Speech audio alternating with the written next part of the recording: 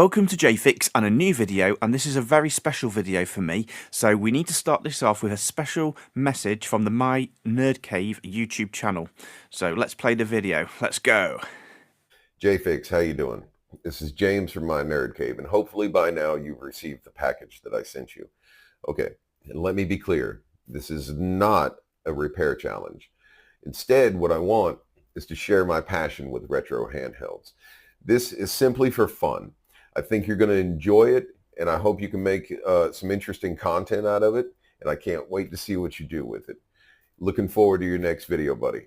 Have a good one. And here it is in all of its glory, the Sega Game Gear.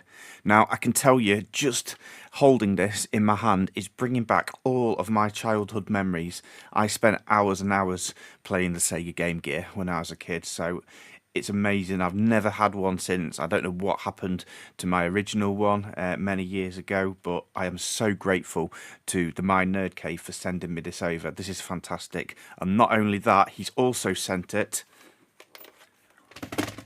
with a classic game, Sonic the Hedgehog 2, which is a game as well that I played so much, so I really appreciate that. I've also got the game here to test it with as well. I am absolutely dead excited to have a go looking at this Game Gear. Now, as James has already pointed out, this isn't necessarily going to be a repair video because I don't know the current state. It might be working. We'll try it in a second or two. But yeah, the Sega Game Gears, because they are so old, they do suffer terribly from the bad capacitors. So before you even dive into, trying to get something like this working and troubleshooting it, it just makes sense to change out all of the capacitors for, newer capacitors, and in 99% of cases, that's going to fix your issue anyway. So it's more of like going to be, I'd say, a refurbishment video. Now, for me, when it comes to retro consoles like this, I really enjoy watching the YouTube videos, with people working on these and modifying them and, upgrading them, things like that. So I'm going to really, hopefully, enjoy the process of doing this for myself for the first time, really.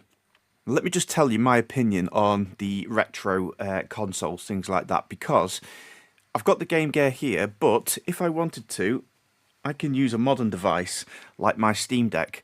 And the Steam Deck is going to, be much more powerful, very capable device with a huge screen. I've got all the buttons here, and I can install an emulator on here, and I can have the entire game library of every single Game Gear game that's ever made. And I can play them all on here, nice and smooth on a big screen, and enjoy that. However, that comes with a problem, because for me, the magic is lost. There's nothing like playing and experiencing the game on the original hardware.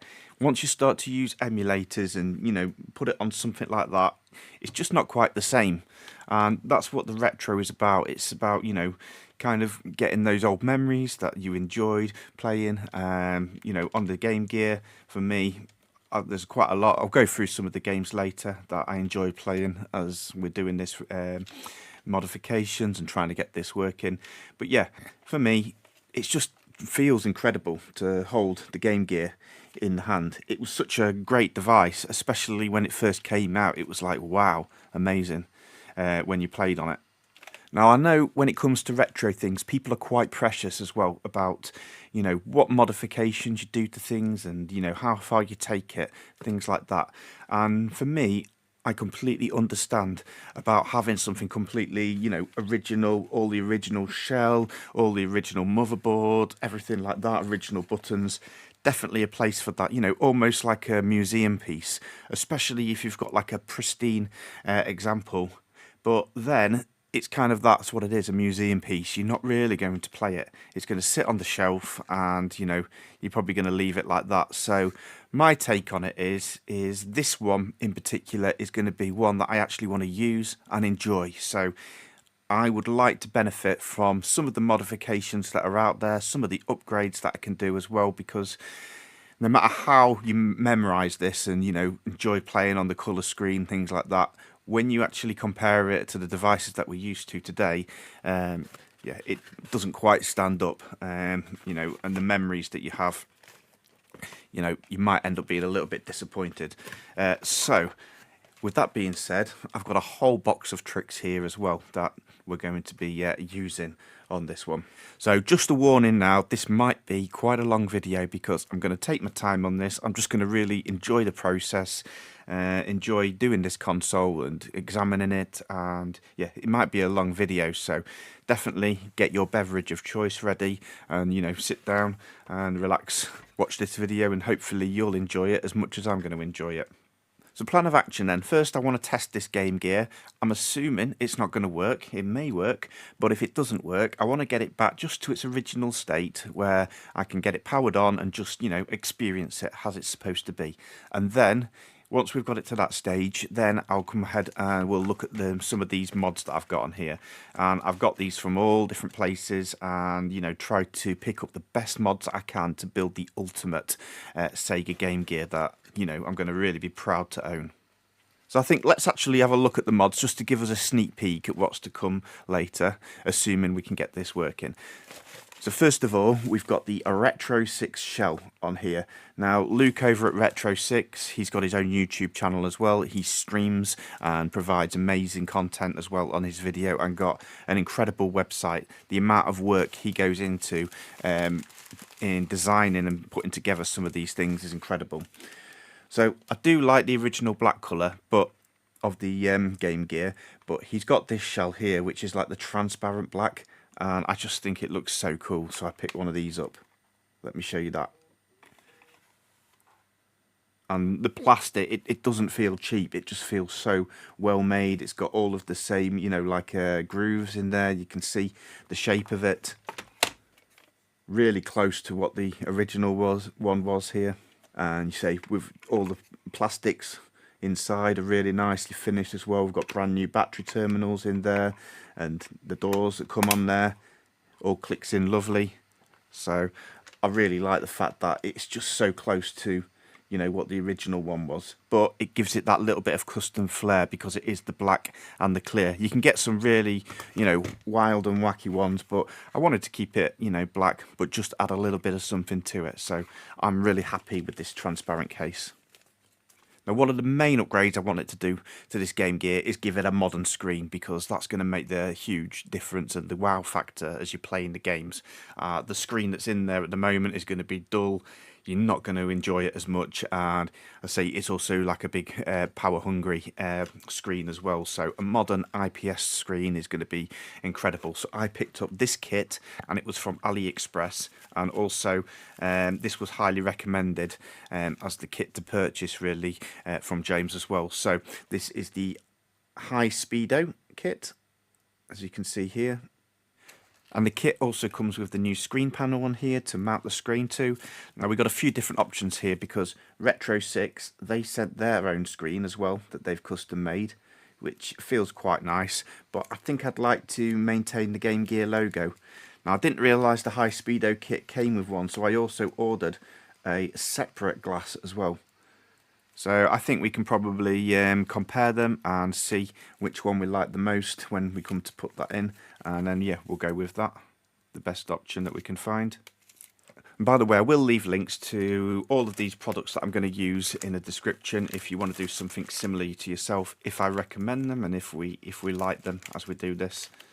Now, the Retro 6 shell that I got did come with these black clear buttons as well, so we might use them, but I did also want something contrasting but also see-through, so I've also used this company called Z Lab, and I've bought some, like, you know, nice bright red ones.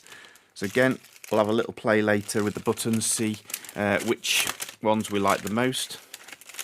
Oh, by the way, this High Speedo kit also comes with a HDMI output on there as well. So we will have to probably modify the shell a little bit, and then we can have a little mini HDMI, and we'll also be able to capture a little bit of gameplay at the end as well. So I'm looking forward to that.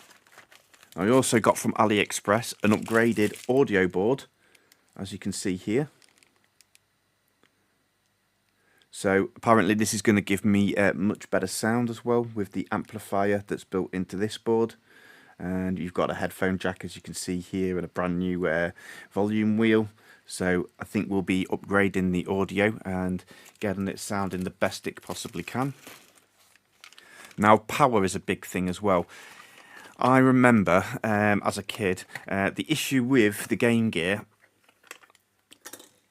was it required 6 AA batteries, and I can tell you now they didn't last long. So we was always changing the batteries in this thing, and in the end we ended up getting rechargeable batteries, but they still, you know, drained quite quickly. So you ended up, even though it was a handheld device, always being plugged in with the DC jack, which isn't ideal. So I do want to not use the AA batteries and keep burning through them.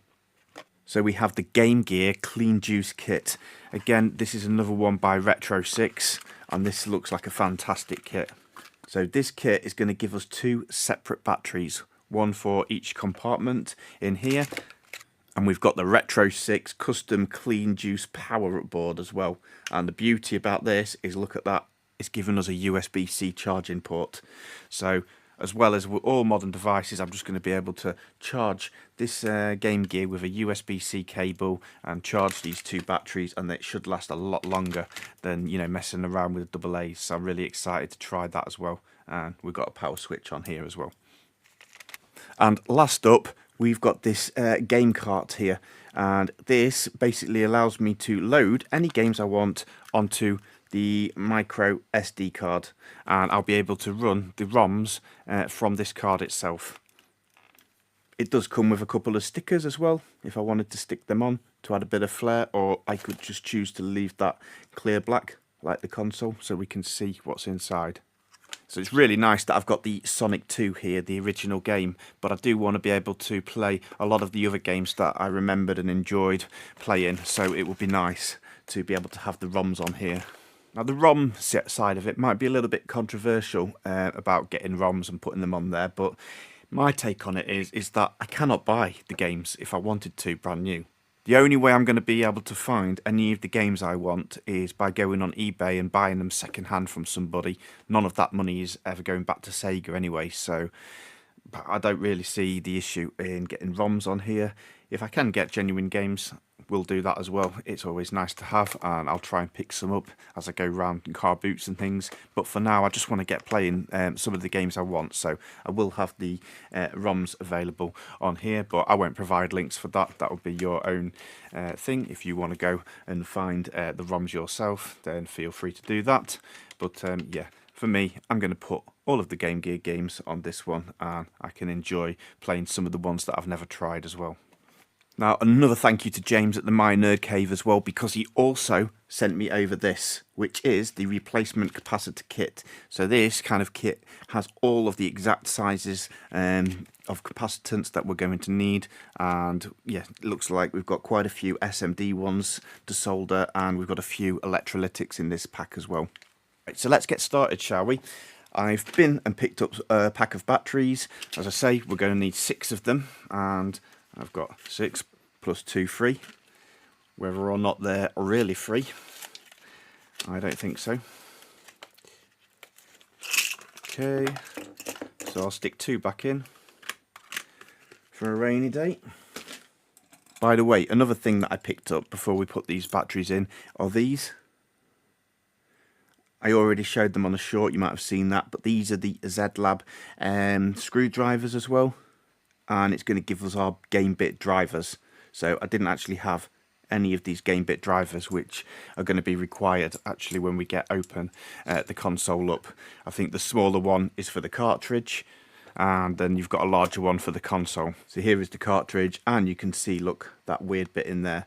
So we can use the gamebit driver now, and that grips it lovely. So I really hope I'm going to do this proud, and let's see if we can build the ultimate Game Gear. Let's see then what it does. So I'll pop the batteries in. Oh, I'm excited. Oh, I'm throwing them all over, I'm so excited. And I'm going to put the covers on. Why not? Imagine if this works. Oh, we've got something straight away. I didn't even switch it on. We've got a power light, and we've got some scan lines on the screen. So let's turn that off. I don't know if you need a game for this to boot. So let's put the game in. Where was the volume wheel? There's a brightness. Let's just familiarise myself with the controls. So we've got brightness on the top right corner. That was the power switch there. DC input jack of 9 volts. On here we go, it's on the left side here. We've got the phone jack for the headphones and the volume. So let's turn the volume up as well. And we'll see if we can hear anything. Are you ready? Going on. Oh. So yeah. Don't know if you can see that, but it's kind of just like a bit of a blue line going on the screen. Now the screen looks dusty, but that's actually under the glass as well, making fingerprints on it. But yeah, I can't get that out. It's under the glass. But I've got no sound and no sonic, unfortunately, on the screen, just blue lines, and this is typical of the bad capacitors from what I've seen on other YouTube videos. Alright, so let's get these batteries out. I could hook it up to the bench power supply, but I'm really assuming it's going to be exactly the same on the 9 volt anyway, if we did there. And we're not necessarily trying to fault this. We are just trying to, you know, refurbish it and upgrade it. In terms of the battery contacts on this, they look pretty much mint. There's not really much corrosion on there. And over this side. So I think the battery terminals are alright. And we did get a power light as well. So let's get into this and get it open then. So we've got some screws to undo. Actually, I thought that the screw there was the gamebit driver, but it doesn't seem to be. Maybe that's not supposed to be there. Is that a sign that this has been opened before? So I'm interested to have a look then. Let's see what we're going to find inside. Now, while I'm opening this would be quite a good opportunity to pause this video and head over to the My Nerd Cave. Let's all go show him some love, because he's done me a solid by sending me this over. So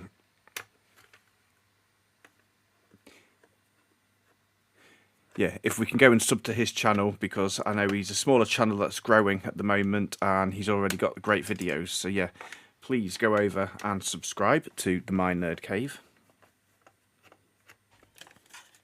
Let's not lose any of these screws. I'll put them in this pot for now. I think we're nearly free.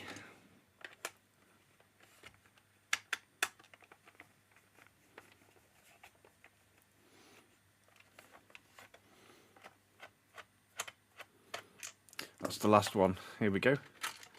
And we're in. Right, let me see if I can... Yeah, we got it.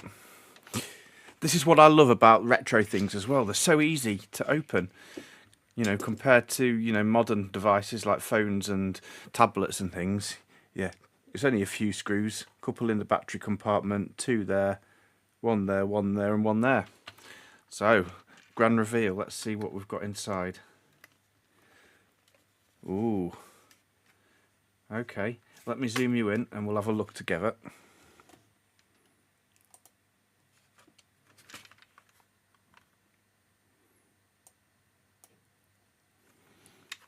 This is cool.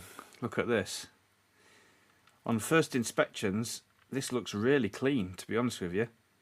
I was expecting it to be really dusty inside, with stuff leaking everywhere. We might still find things, but on first impressions, that looks beautiful. So this is going to be the screen here. Caution, high voltage. And okay, so we've got here, this is the power board, then I'm assuming, and then that's the audio board. Is that right? So they're just like actually daughter boards that are connected with these, well, not a ribbon cable, they're like separate wires. So that connects over there. Now, I think there are different variations of the Game Gear motherboard. I think you can get one with the single chip or the dual. Is it ASIC chip? I can't remember the name. But yeah, this is the one with the single one. So it's a SEGA 315-5535. Actually, if I look closely, there might be signs of something around those capacitors. Can you see that? I'll have to have a look under the microscope to examine it properly. So where to start with this? Where to start? Good question. So I've obviously got a new power board and a new audio board that I can put in here. So I'm not sure if I should work on these or not. Is it worth spending the time on them, or should we just go to the main motherboard and work on that? I think I'll disconnect it for now, and let's see if we can work on this main board, and let's get the capacitors running, and then maybe we'll try it with the existing audio and power board and see if it works, and then we can do the upgrades after. I'd like just to see it working on the original hardware first of all. So yeah, let's see if we can get this motherboard out. So I assume these connectors pull out. Don't really want to pull on the wires. Let me see how stiff it is. Maybe I can release it from this side. Oh, yeah, that side's come out quite nice. What about the same here? Yeah, we're released. And we've got a small one here. Right, so that's the top part and the bottom part separated. So we'll leave this bottom battery compartment to the side. Now I want to make sure the screws and things go in place, so I think what I'll do is I'll get my phone and take a high-res image so I've got something to refer back to later on down the line.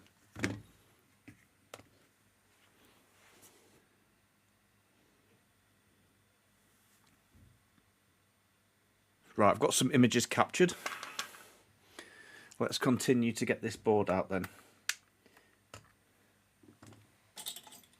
Need a slightly smaller screwdriver, I think. Perfect.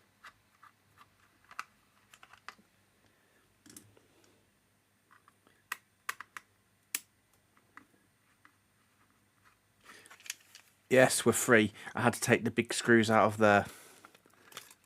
And we're out.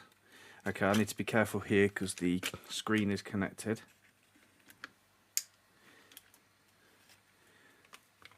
Wowzers. Okay.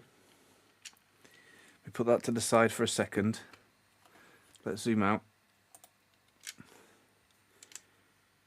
So, we have just the speaker here, and we got some membranes. They're definitely going to need a clean. Looks like it's got a little ball bearing in the middle. And then the keys just, alright, okay, they just slot in. So simple.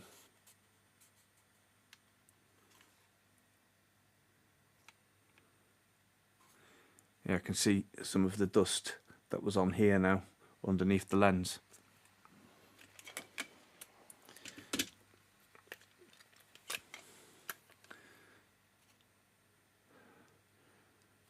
So let's take a look at this beauty then.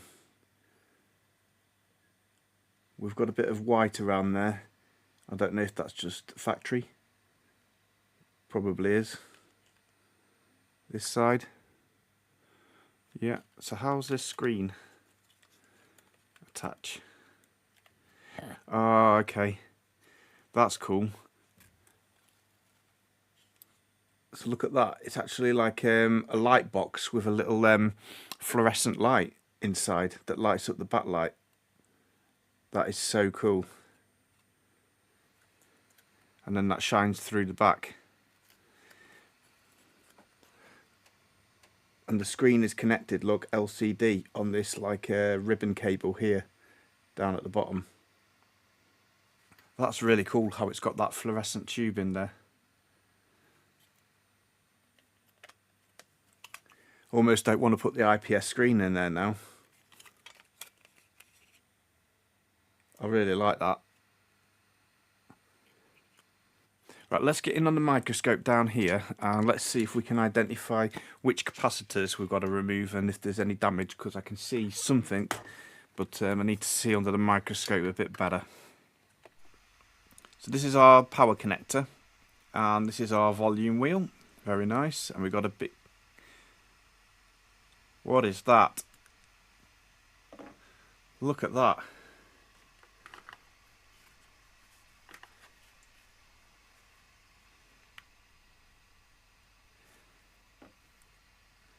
Oh, wonder if that's alive.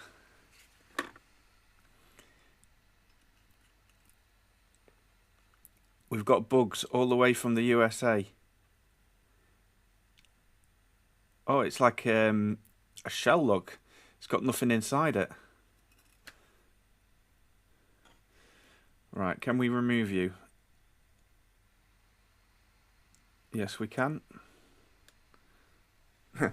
That was an interesting surprise. Are we going to get any more surprises? We're going to have to go bug watching. So, let's have a look around. See if we can see any bugs together. Oh, the wheel. Okay, so we've got something here. Yeah, so maybe that's where the capacitors are slightly starting to leak. I mean, it's not bad. Yeah, it's going to look like it's going to clean up quite nicely. And we can see similar sort of stuff like around here, look, on these resistors. And this, whatever that is, the legs on there. That's no problem, we'll be able to clean that up. Right, come on then, have we got more bugs anywhere? I'm ready for you with the tweezers. Any more bugs? Ah! There you go. That's Alti trying to scare us.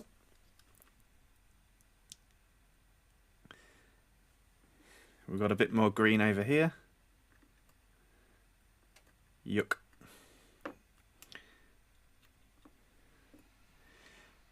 Here's our SEGA chip then.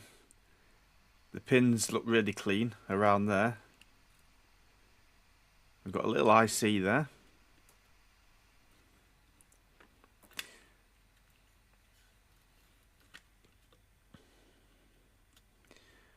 And this is where the audio board connects to, on this connector here. I think we're looking alright. What's that? L1, is that some kind of inductor? CN connector to high voltage. Let's flip the board around. Right, I flipped the board around. We can check on the underside of the board now. Yeah, that's all looking sweet.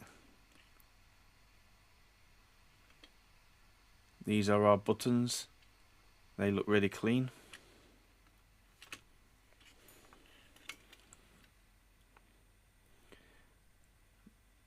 Yeah, we're not looking bad over here as well. And the other buttons.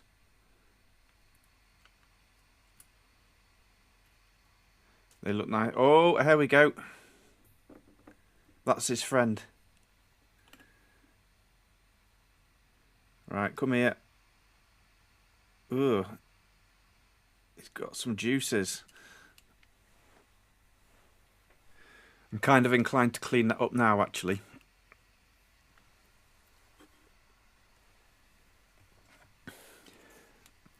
Let's get some alcohol on that area. And I think we're probably best just to try and wipe it away with the cloth.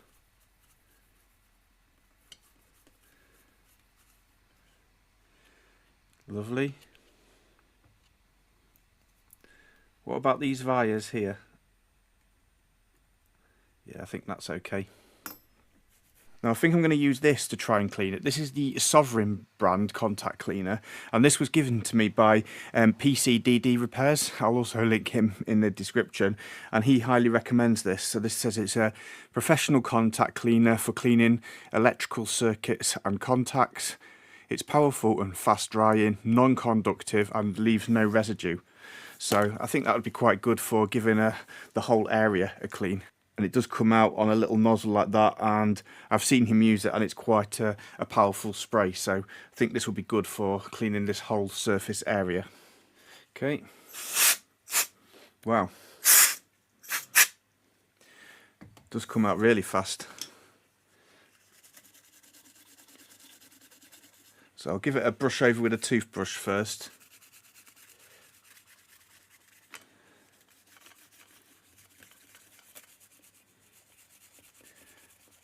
That should just help to release any bits, and then we'll go over and dry it with the cloth.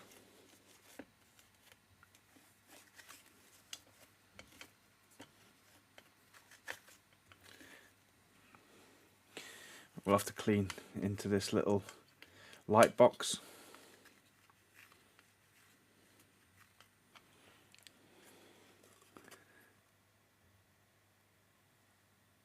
Yeah, look at that, look. Already that's come out really shiny clean. And over there where the bug was, you can see that. Seems to work a treat. We'll try the same on the more difficult side then with all the components in it. Right, let's go blast in. Crikey. It doesn't half come out on that. He wasn't kidding.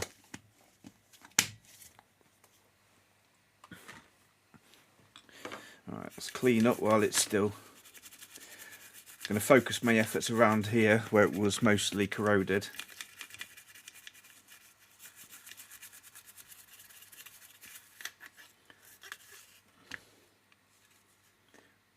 Ooh.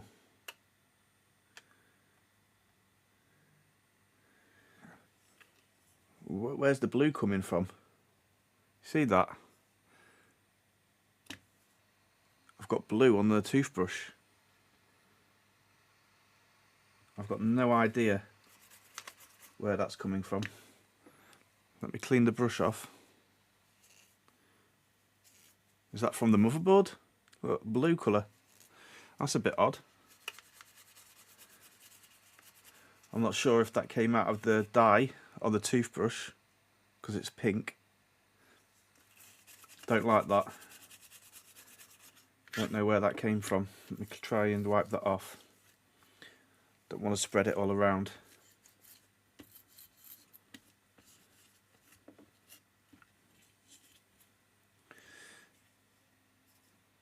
I'm thinking maybe it's so powerful it's because there's nothing on the board that would be blue.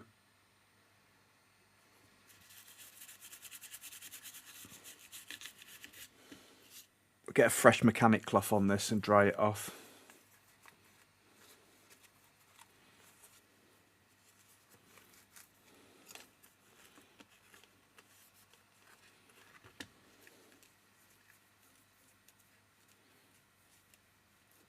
Let's have an inspect. Yeah, so as you can see, it's done quite a good job there, but I can still see it crusty in a little bit of areas. It needs like picking away really. The toothbrush won't get that, but I'll need to go back on those areas with the microscope. But overall, the actual board, I can tell it's come out super clean with that contact spray. What's the bit of red here? Yeah, you can see there's a little bit of red. I'll just go over that.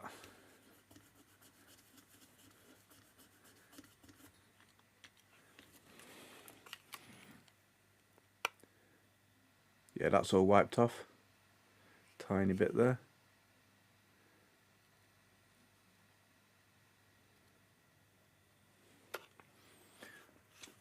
I think we're winning. Right, so while everything dries off, let's break open this little capacitor pack and see what we actually get in here.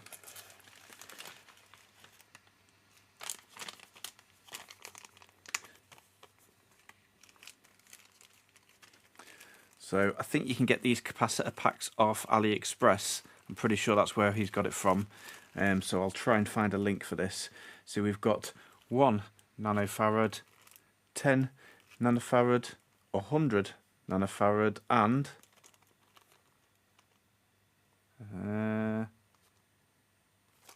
oh yeah, we've got 3 in here. So we've got 1000, 100 and a 22, and that's for the power board. So we might not actually need this then if we're going to replace our own and put our own power board in. Yeah, we can see where the 3 capacitors go on this power board quite easily. We've got big one, medium one and small one. So yeah, we could change them out quite easily. We could still have a go at changing these out anyway. Ooh, Display Monk Laptops has just subscribed. Thank you, mate. Appreciate you just subscribing as I'm doing my video here. Yeah, thank you very much. Now, I just wanted to mention actually with these capacitors, these are good capacitors, obviously. These are the new ones. But I would like to remove these old capacitors because I have been sent this. And I've had a little go with it, but I've not really used it too much yet. So this is the ZOYI ZT-DQ02, and this is the handheld LCR meter. So I'll just switch it on. So we're set here with the function E-cap, which I believe is for electrolytic caps specifically, and it's going to be able to test our capacitors and tell us if they're good or if they're bad. So I would like to actually test some bad capacitors using this one so I can understand and see how a good capacitor looks compared to a bad one, and that will help me to be able to use this device in the future.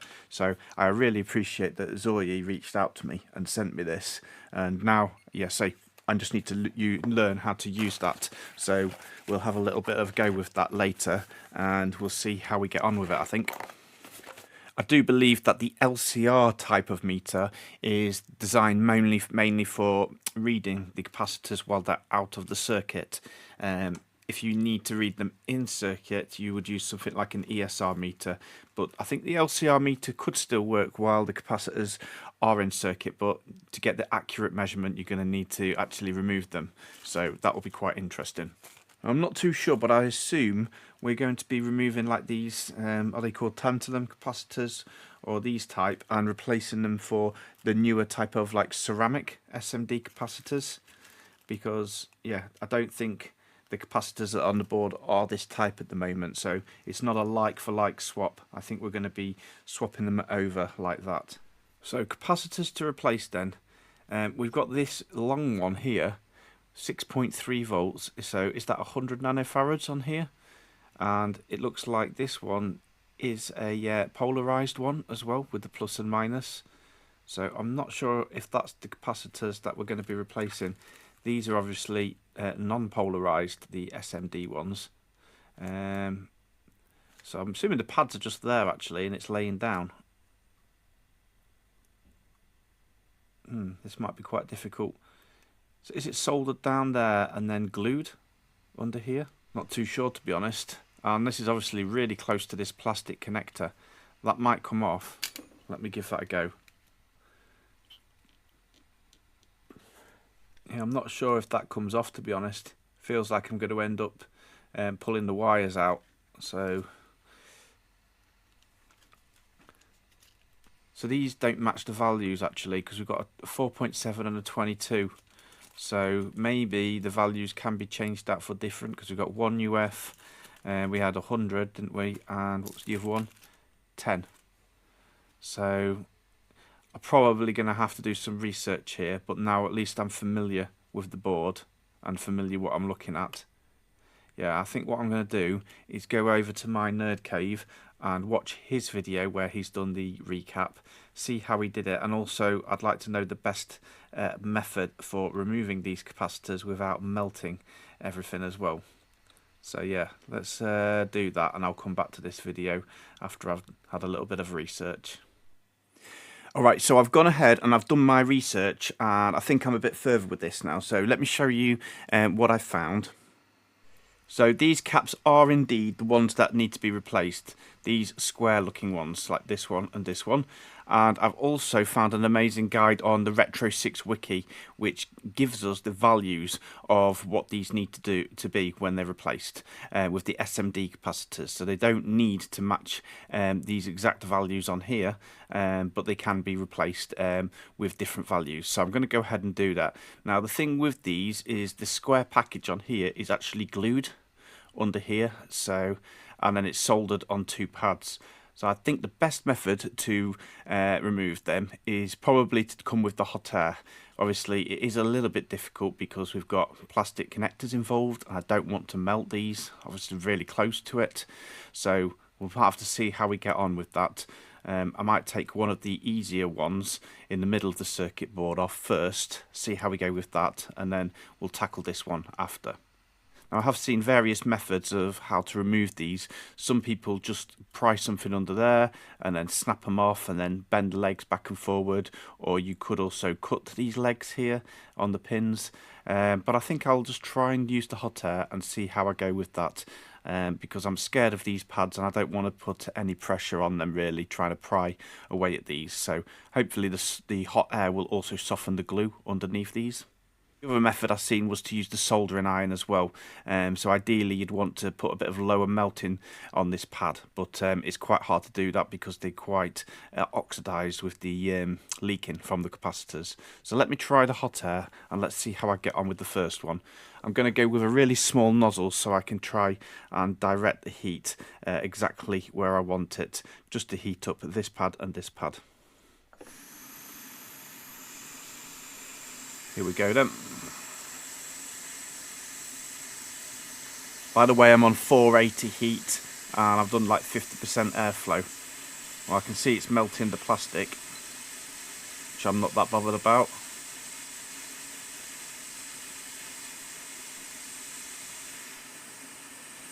I mean, it might already be ready. Let's see. No. I just don't want to pry away at the pads.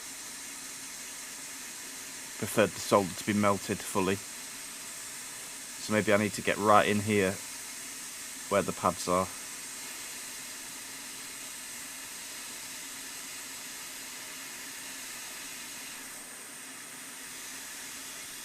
Okay. You can see there where the glue was, where it's been glued down. Let me try the next one then.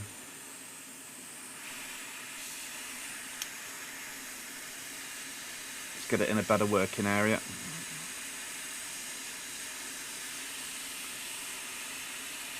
It's probably going to get easier as I remove them because there will be a bit more heat in the board.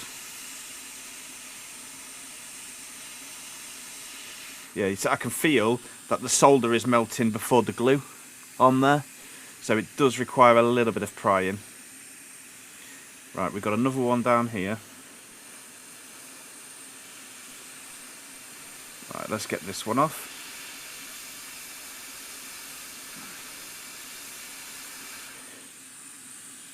Oh yeah, we're flying.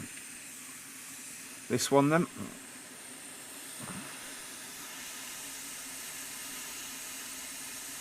Look at that blistering away.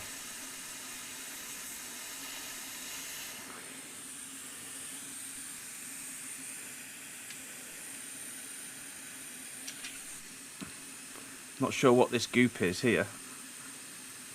Let's give this one a go then.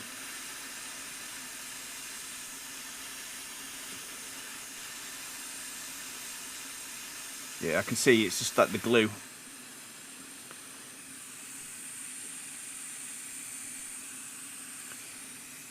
While it's warm, can we remove this?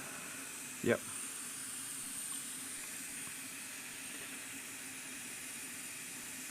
Right, we've got another one over here. These are coming off lovely. I expected it to be much more difficult than this. Yeah, I can see the solder's melted, but it's still holding on. I just need to like snap the glue. Just make sure.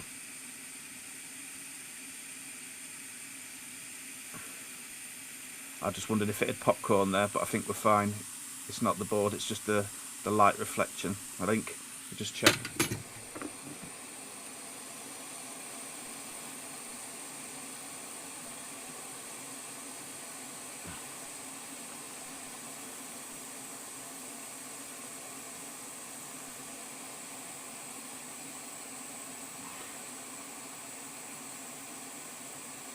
Yeah, I think we're good. We just started to melt the edge of there, but it's only cosmetic damage. It's not really done anything too drastic on that. I've just gone down on the temperature a touch, just to protect things around it.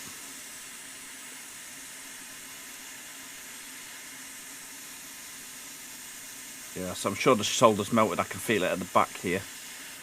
Got it. Now there's something interesting with these capacitors. I'll show you in a moment what I've seen on another video. Yeah, this is actually quite fun. Right, I'm going to the other side of the board now. Want to be careful of this, although it's going to be removed eventually anyway. Yeah, I'm actually not sure. We've got the plastic here. Let me do this one first.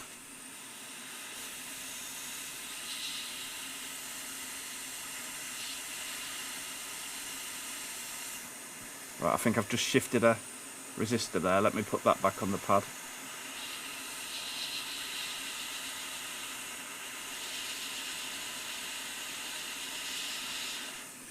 Well recovered, I think. What I've done is I've just made up a little heat shield like this. So that's going to go in the gap there. That should fully protect that connector now. I'm not too sure about this guy. I think I need something for that as well. Okay, I've got another little bit of armour I've made.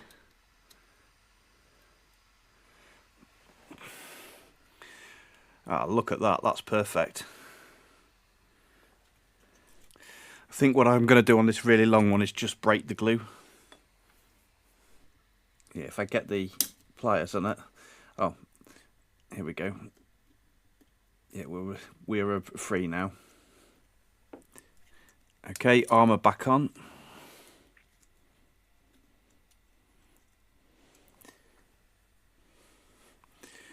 Come with the heat.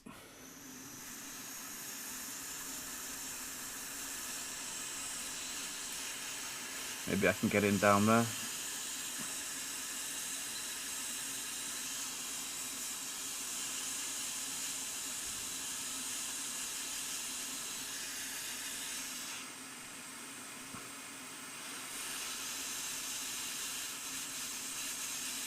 Yeah, this is a bit of an awkward one, this one. Got it. Let's inspect, see if there's any damage.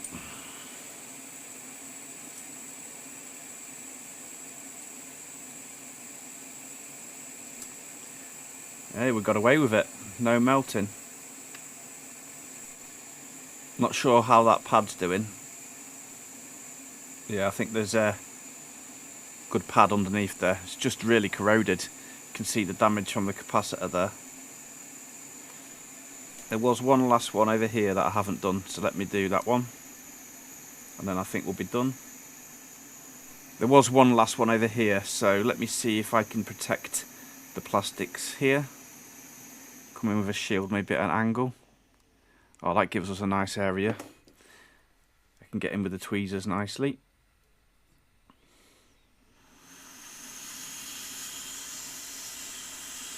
Right, get down in there.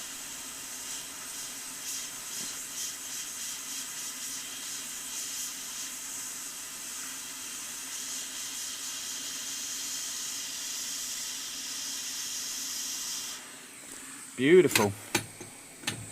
So what I wanted to show as well is what I've seen on another video. Is you can see here this big one that's already cracked. This is just an electrolytic capacitor that's in a square kind of case on here. So probably if we break it open, here we go.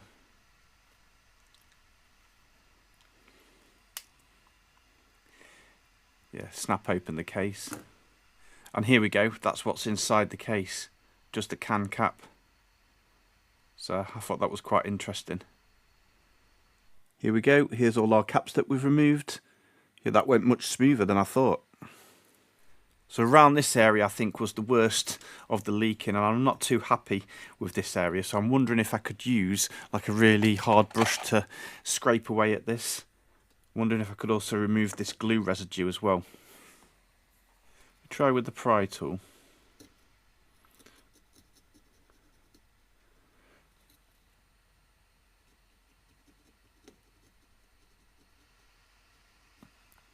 Now I'm probably going to end up damaging the tracks if I scrape away at that too much.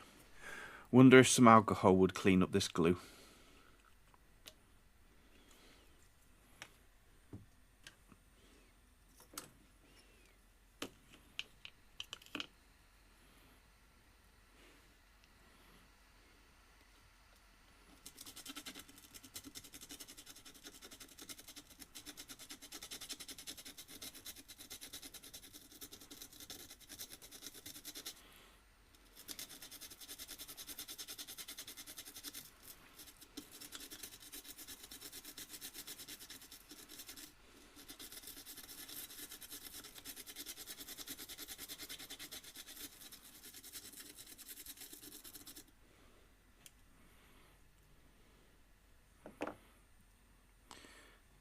Can't really tell if that's helping or not.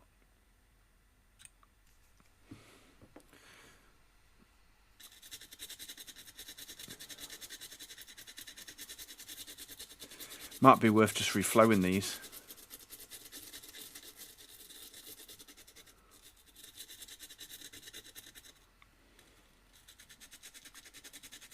Yeah, this glue is stubborn.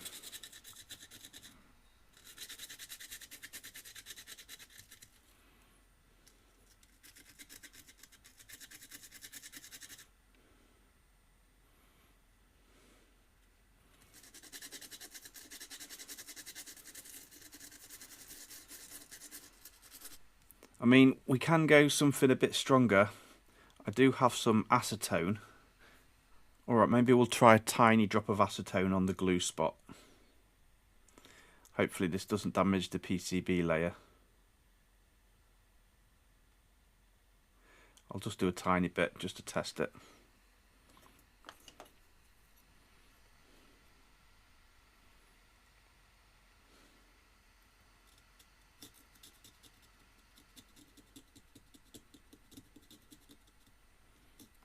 To be honest, even that's not touching it.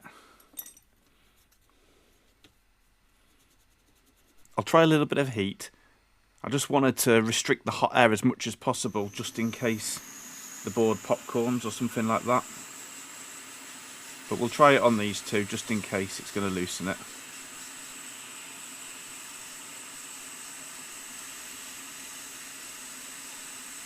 Oh yeah, it's working. There we go. Hot air.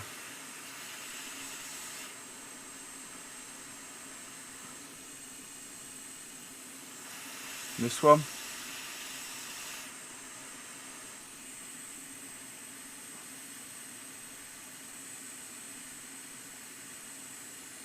That works a charm. Let's try and do these ones.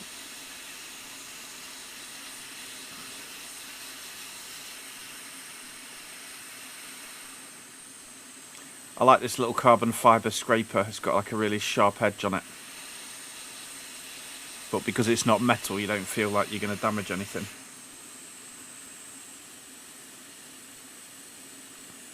Oh yeah.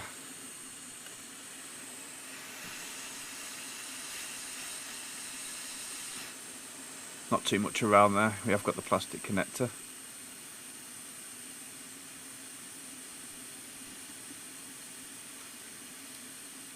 Perfect.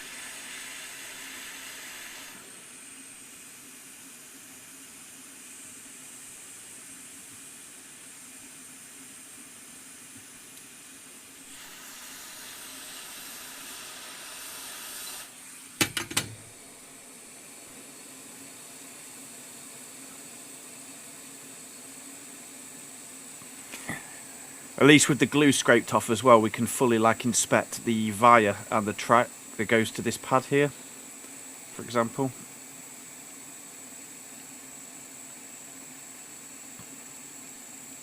I've actually missed one. Look at that. How did that get away? Right, this is coming off then.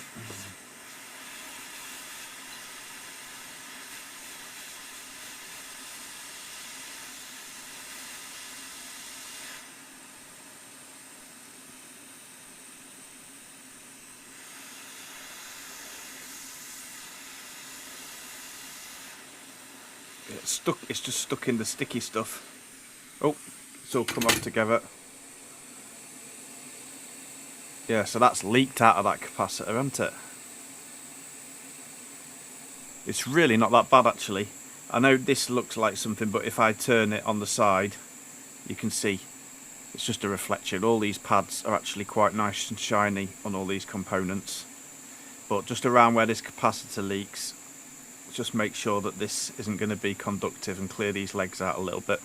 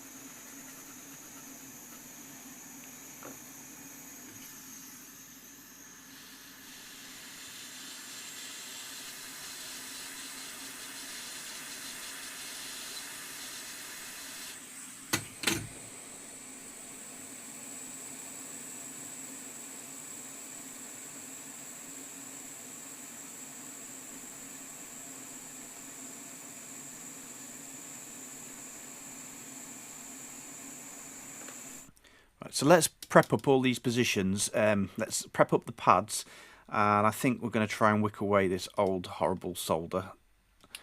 I'll put some flux down. Flux always helps, doesn't it? Yeah, and I'll just see if I can come with the iron and wick that away. And let's see how this works out then.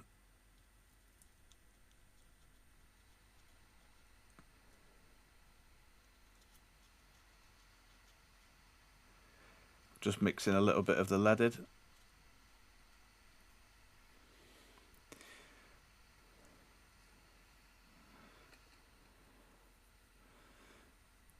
Let's try with the wick.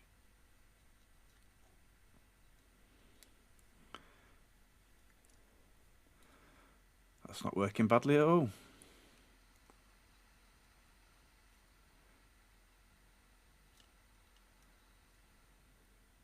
Oh, I'm really enjoying this.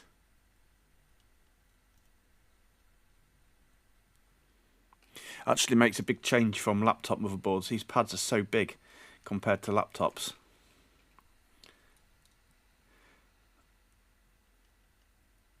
This is definitely more suited for my dexterity.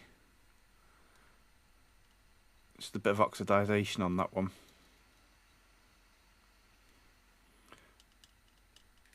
You see that?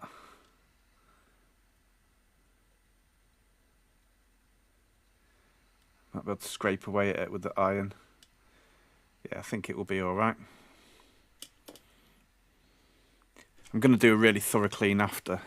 So I think to speed this up, let me flux up all the positions. And let's try and do this in one go. Alright, where else have we got them? Over here. And this nasty one up here.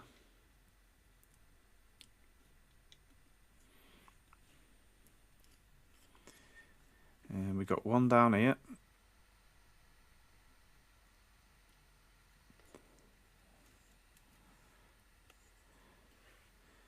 One here. I'll move to the other side of the board after. Let's just do these ones. Alright, you guys first then. Let's just spread them a little bit first. Now let's go with the wick.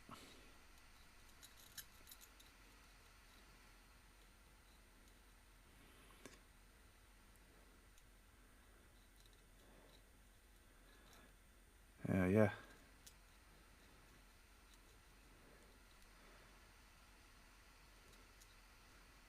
Lovely. Done those ones. Let's go for this difficult one. I'm going to reposition the board, be at a more comfortable angle.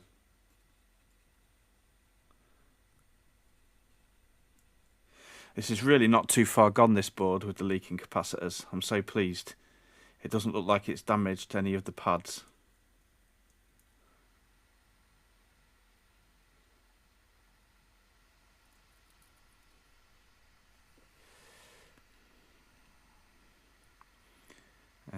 We're down here, aren't we? Just let me know if I've missed one.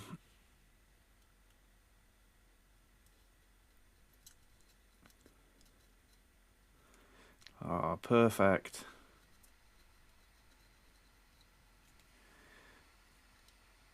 Lovely clean pad.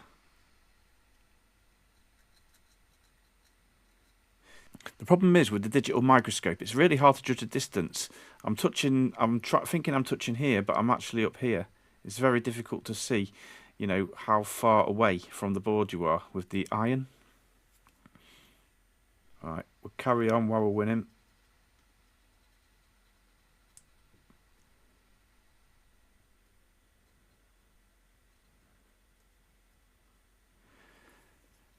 This is really enjoyable and satisfying. I don't think this is going to be the last Game Gear I do. This thing's brilliant. Or maybe I'll have to do like a Mega Drive or something.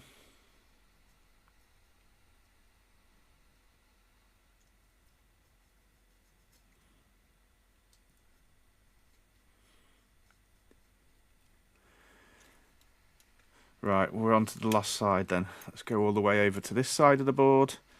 And there was something down here.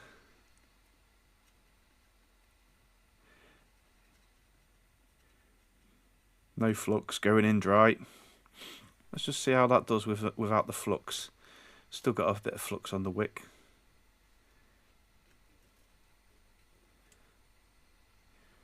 Flux is expensive, right? That's alright.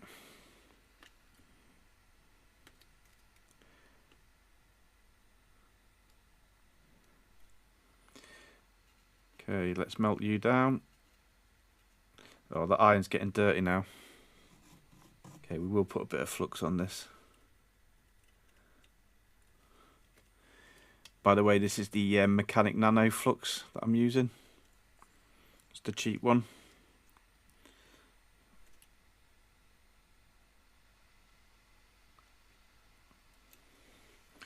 Right, I need to cut down my wick. It's getting too long.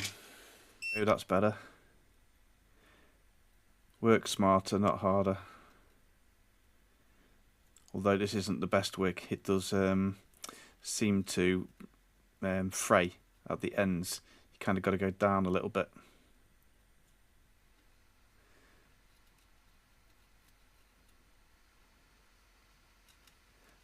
I can put a hole in it as well, you see. But I think we're good.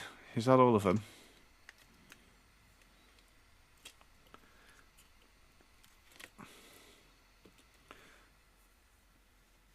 One last one.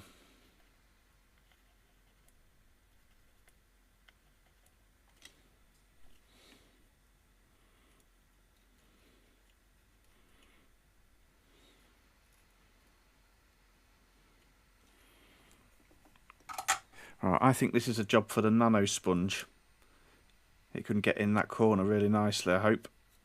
Soak it away. Yeah.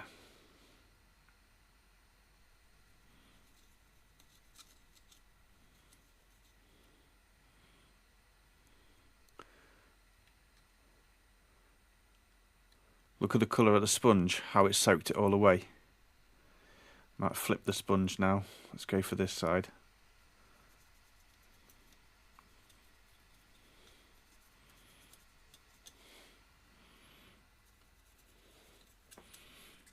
Right, last pad. I think I'm starting to ask a bit much of this nano sponge. It's cleaned the whole board. Right, I think we're looking pretty squeaky clean. Those pads all look good. They all look like they're going to take solder quite well. Hopefully the areas just around the edge of this pad here will clear itself up once I just make sure the track's gone. Yeah, the track looks to be reaching there okay. These should sort themselves out when I put some fresh solder on, you know, a bit more flux on, I think. But these ones are looking lovely and clean. Right, now I want to show you a really useful image that I found. So yeah, look, check out this image that I found. So this is off the Retro6 website, and this is brilliant because it's going to give me all of the locations that I need on here. Right, I'll leave the picture on the screen to the right there so we can see what we're doing. So it's the red circles that we're looking at the moment, which are 100 nanofarads. So we've got one here in this corner, and then if we go slightly down, there's two pads here, and only the top one is 100 nanofarads. That's a blue circle, the one below. So we ignore that one for now. And we've got two more 100s there to do, and then further down we've got another 100. So I think we've got all the 100 nanofarad locations on this side. So I reckon let's go for it. Let me start with a slightly easier one just to get my method dialed in, and then we'll go from there. So I've got my packet, 100 UF. Let's see how well that fits.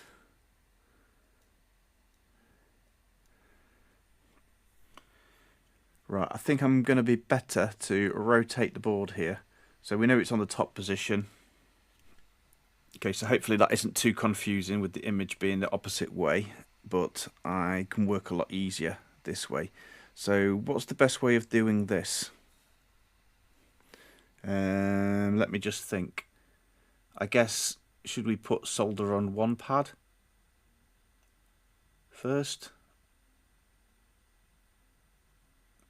I'm guessing soldering iron rather than hot air. Still not happy, by the way, with the little bit of residue that's been left. I'm going to do a really deep clean, see if I can get that off after. Right, let's send it. I'll tell you what I'll do. We'll move this slightly up there. I'm going to tin up this pad and then get some solder on there. Solder that side and then go on there. Let's do that as a little practice, see how we get on. So we will be needing some flux. Might as well flux this one as well while we're there. In fact, that one's not in the red circle, is it? Alright, doesn't matter.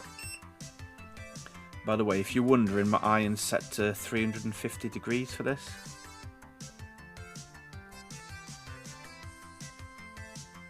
Alright, so that's taking the solder quite nicely on that pad. So let's get Mr. Capacitor ready.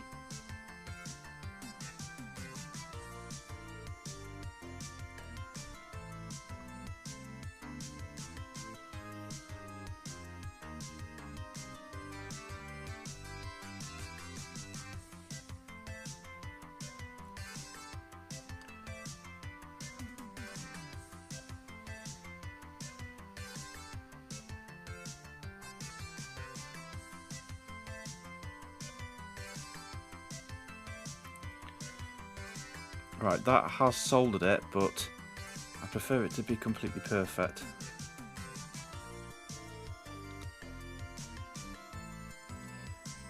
There we go. What do you think about that? That's good enough for me. Let's see if we can get it nicely this side. Yeah, I think that's good.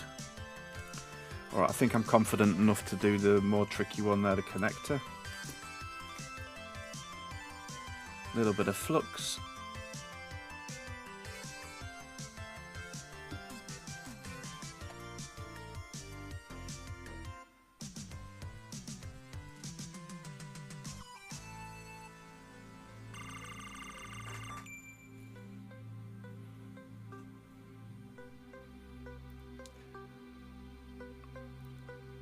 Right, I can see this one's being slightly awkward because that's where I'd want to come in with a soldering iron ideally.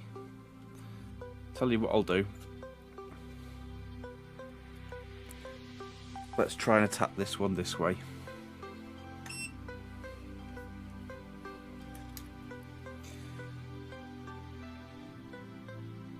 Then maybe we can come in from this side, melt the pad.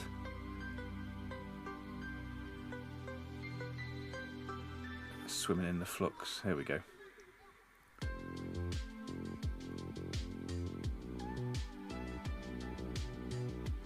Right, yeah, we'll come in from this way, melt the side, and then just see if we can edge it in.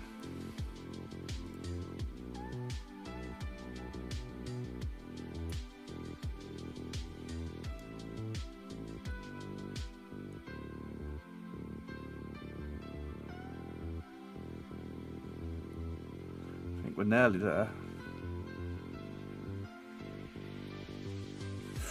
Ooh, nearly straight. I think that will be good. Should we keep it at that pad? This one should be much easier.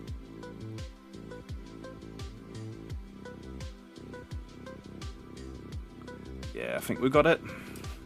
So these two are definitely 100s as well. Let's stick to the method. Flux the pad.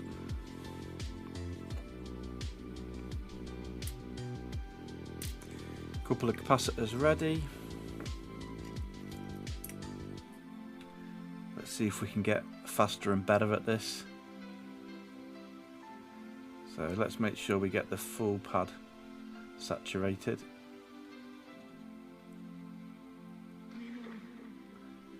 Yeah, it does Nearly wants to take at the edge.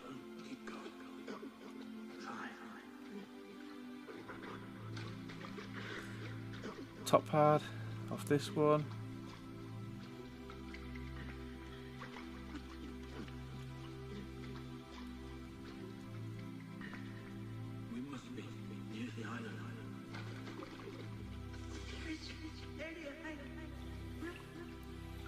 See that it just doesn't want to.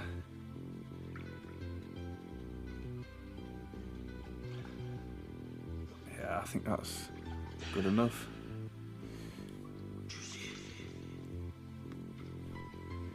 First capacitor.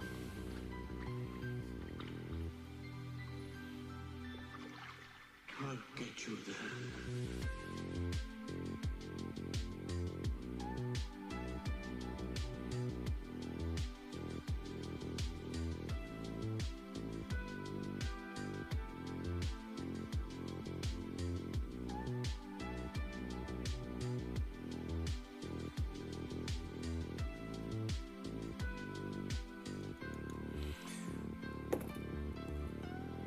I'll touch that other side up in a minute.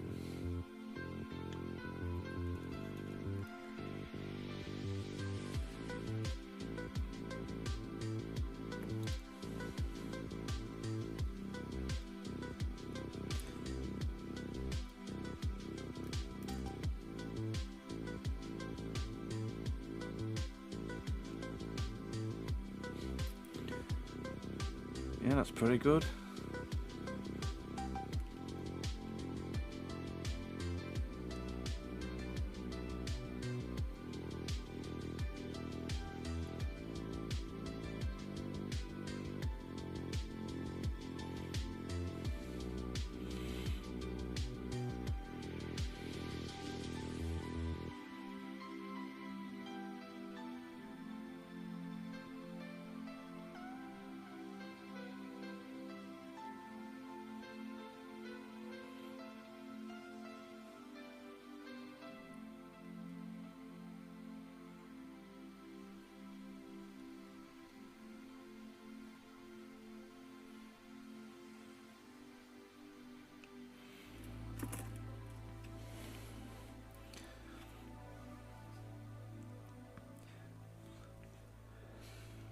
I might see if I can get some cool retro music to play while I do these soldering parts.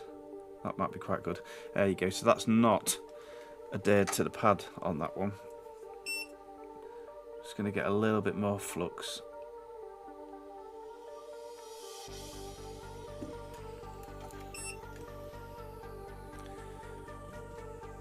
Give me tip of clean. See if that can go onto the pad. Looking a bit better.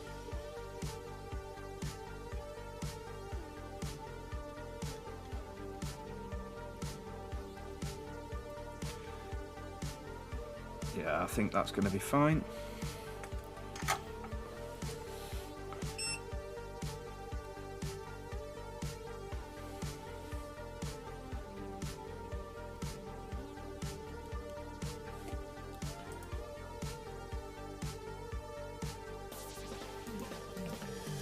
Right, we've also got a red one down this side. I'm going to remove that image because I don't know if that's been getting in the way.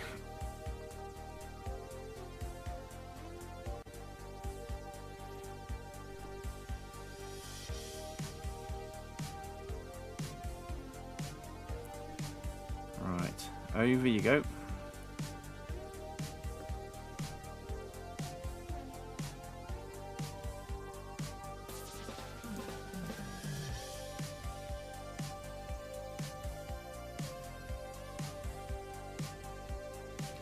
Right, that's where I want it. We'll add some more in a minute. This side. Get that tapped down.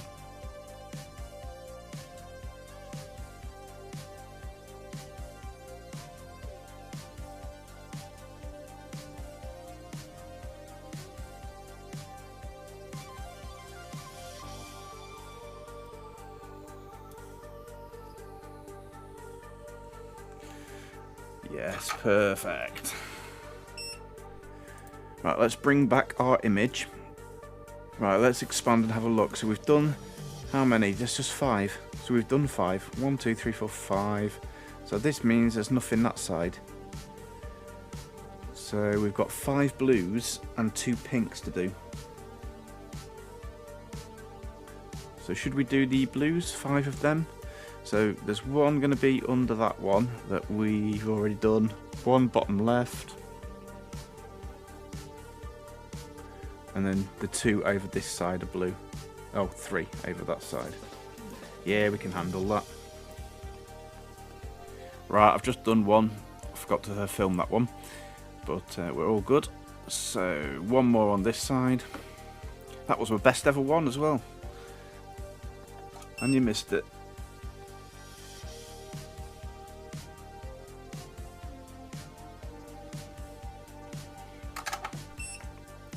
Okay, let's try and make this one even better. Slide it in, let go. Should we reposition to make it perfect? The angle you work in makes the biggest difference. That's just much more easier to get in on both sides because we're on the edge.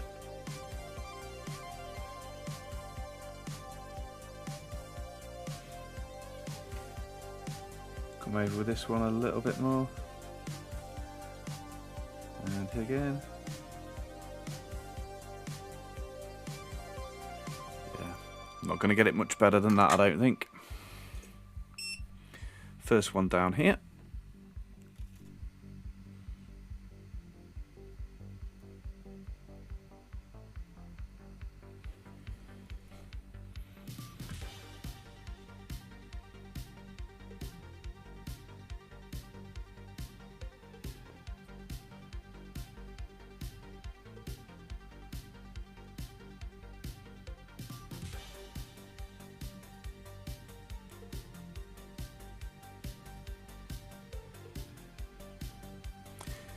Right.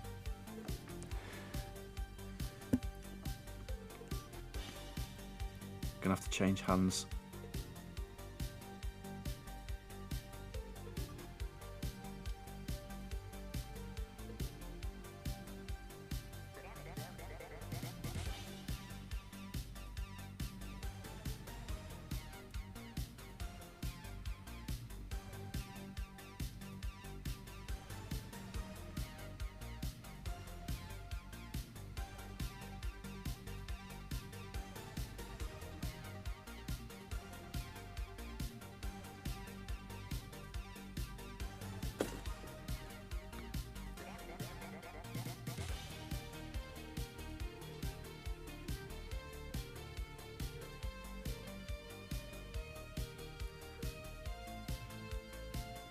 Another one bites the dust.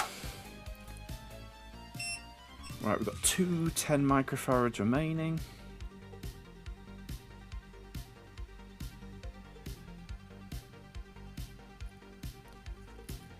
Let's try the lightning tweezers this time, just to mix it up.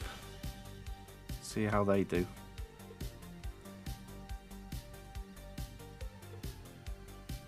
Just realised we've got no flux there.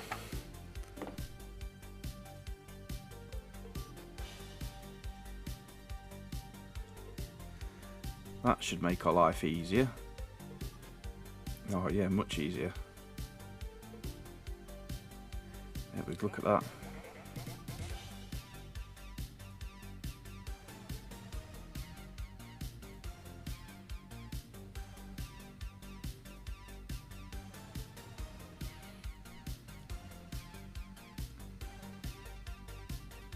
A little bit more on that pad.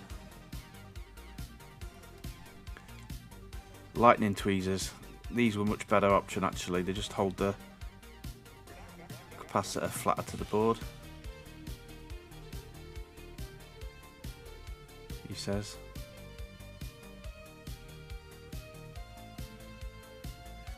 Yeah, that will be fine.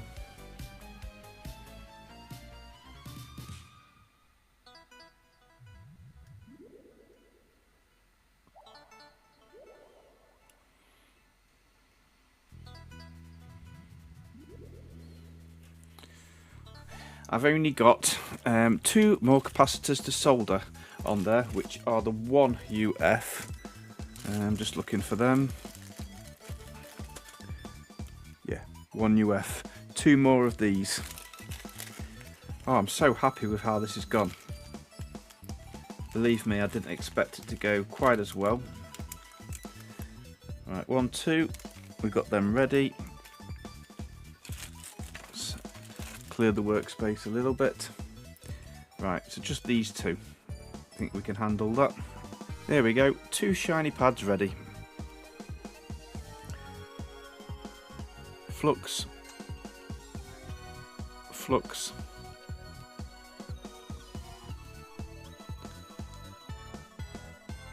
Solder.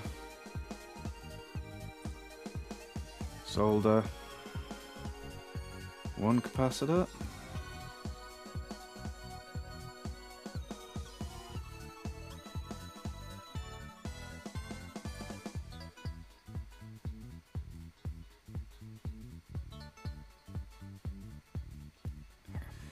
Second capacitor. Rotate.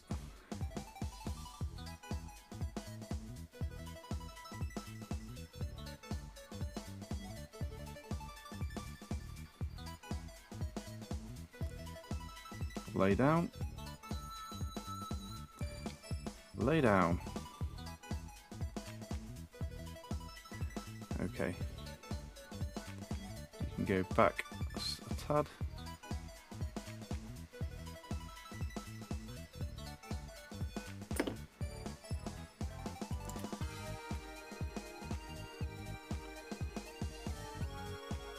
Bit of solder that side. And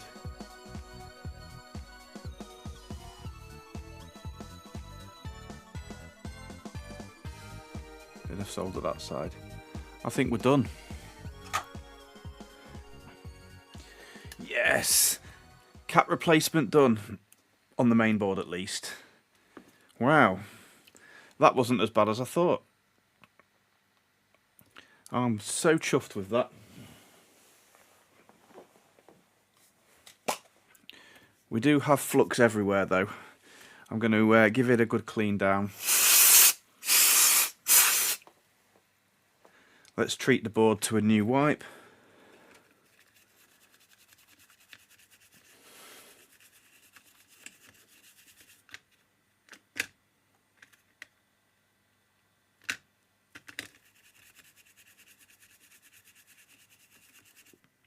Right, let me give you a little close-up of how we're looking.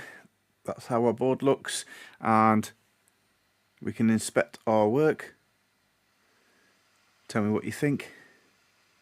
I think it actually looks really clean with the little ceramic capacitors on there. Over this side, there was one down there, one there, and one there. Yeah, that looks super clean to me. Should we try it? Okay, let's try and assemble this back in its shell, and we can see if it's going to work. Now, assuming the power board itself is fine, but it did power up, so hopefully the issues were mainly on this main board. Right, just need to align this rubber up. Oh nice, it's got like little locating holes. Right, let me just make sure my buttons are sitting flat.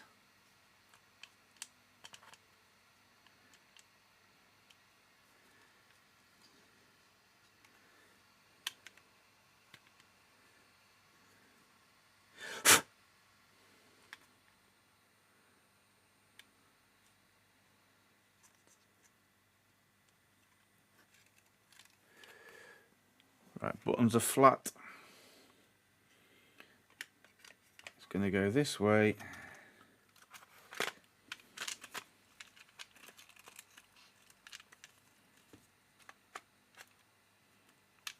Okay, so I've assembled the game gear, and I'm just going to put the batteries in to do a test. I've only put the minimal amount of screws in there just for testing purposes, because I'm really excited to see, has those capacitors made any difference at all. Oh, and let's get Sonic 2 in there. So, here we go. Whew, I'm nervous. Okay. Power in 3, 2, 1. We've got a power light. Oh, we have got picture. Volume wheel.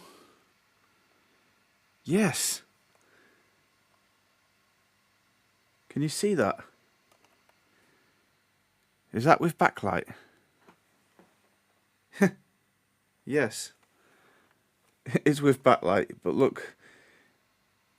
I've got no sound.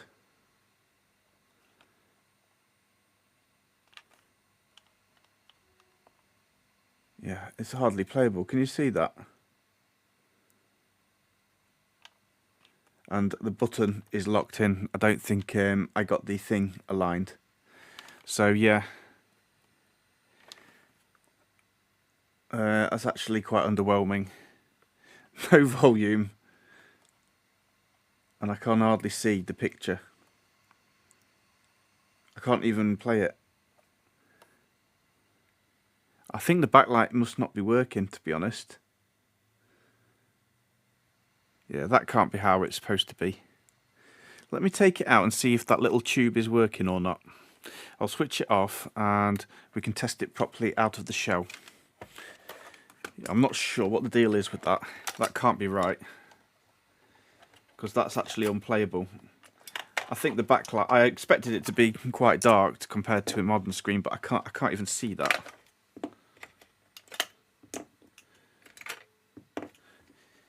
If that's how it's supposed to look, then it definitely needs an IPS screen. I'm sure it's got to be brighter than that, surely. Right, let me crack this thing open. Right, I have managed to get a bit of a dodgy setup going on here so we can test it properly. So, if we switch it on, here, batteries are connected. Ooh, so we do have a backlight. I can see it shining through the table. I do want to be careful. Oh, look at that. I'm not going to be able to hold it up, but that is shining through. Can you see that? So, let's have a look through the screen. Yeah. That's actually looks better. Oh. Yeah, it's like the viewing angle. I think it's the lights in here. Can you see that? Wow. I'm going to hold it up. Yeah, it's just... Can you see there, SEGA? It's just not really visible, but the backlight is on. That's shining bright. There you go, look. Oh, if I shine it directly like... Okay. So anything like that, you can't see it. But that's the light shining down, then you can see it. Let me switch my main light off. We'll see how it is. Yeah, you can see it in the dark. Here we go. Here's Sonic.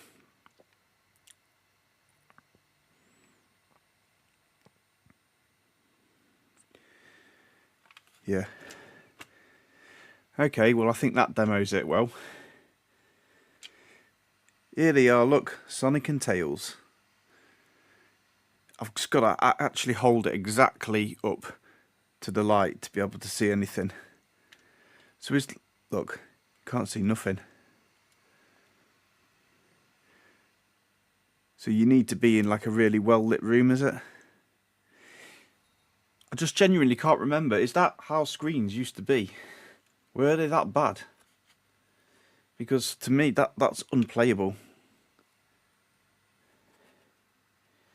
I'm really quite shocked, as if that, because it's working. I mean, obviously the audio isn't working. There's still an issue there, but yeah, it's just, yeah, it's not how I remembered it. So I think at this point the best thing to do is probably just to mod it, because I can't really play it like that. I can't believe how bad screens were back then. Yeah, let's get this screen in it. Let's get the new screen in. Let's get the audio in. In fact, the audio, we should be able to test that first before we mess around with the screen. Should I plug that new audio board in? Let's see if we can hear the classic Sonic. I'm desperate to hear that. Here we go then. So here is our new audio board. And this is the Funny Playing Retro Sound GGV2. And this actually is interesting because this is a stereo speaker. So here's the interesting thing about the Game Gear, is that it just had the mono speaker. You can see just a speaker in there. There's nothing over here. But it does have a headphone jack which has stereo output. So the Game Gear is actually capable of doing stereo, but the hardware never supported it. It's just got a single speaker, which is weird. But if we look at the Retro 6 shell that I've got, look at that. We've got space for 2 speakers on here. So we can actually do a proper upgrade on this and have stereo sound. So yeah, if we look at the original audio board that's in there, it's got the input to the board, and then the speaker output, it's just got a single output. But if we compare it to this one that I've got, look, we've got 2 speaker outputs on here. So that is brilliant. That's going to allow me to have 2 speakers connected. However, I did forget to buy a speaker, so I'm going to have to purchase that at a separate time. But the good thing is with this one as well, is I've got a stereo or a mono switch on here, so I can easily select mono using this little switch here and just have a single speaker connected. Right, so let's do this then. Let me zoom you in. So I'm going to get the speaker from the Game Gear and I'm going to connect it into the new audio board. And let's connect the input from the board. Instead of going to the old one in this case here, we'll connect it here. Yeah, and we are connected. Right, let's pop the game back in and let's see if we get any sound at all. So we'll power on here. Let's see what we get. Hey! We've got it! Did you hear that? Yes! Let me turn this around. Wow, that sounds amazing!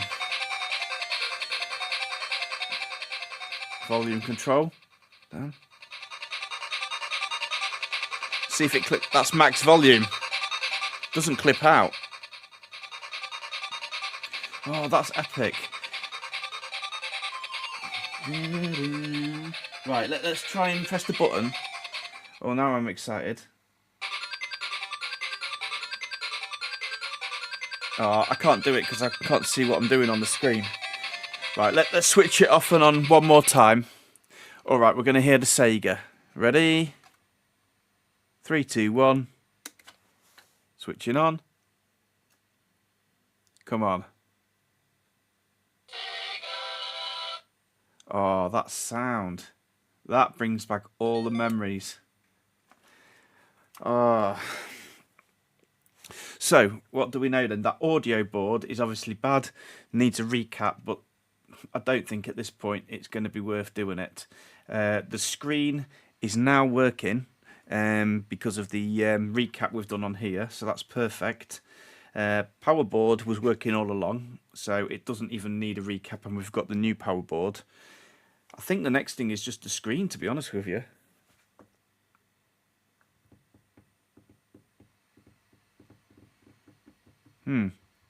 What should we do then? Should we try the new screen? See if that works? Now, the screen probably is going to be the most difficult part of this mod. So, let's see if the screen comes with any instructions. I can't tell you how happy it makes me just to hear that sound. That's incredible. Right.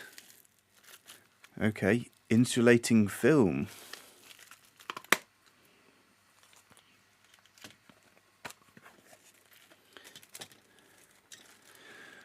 Let's have a bit of a tidy up while we go. We'll stick those capacitors in there for now. Right, let's go through this then. So we've got insulating film.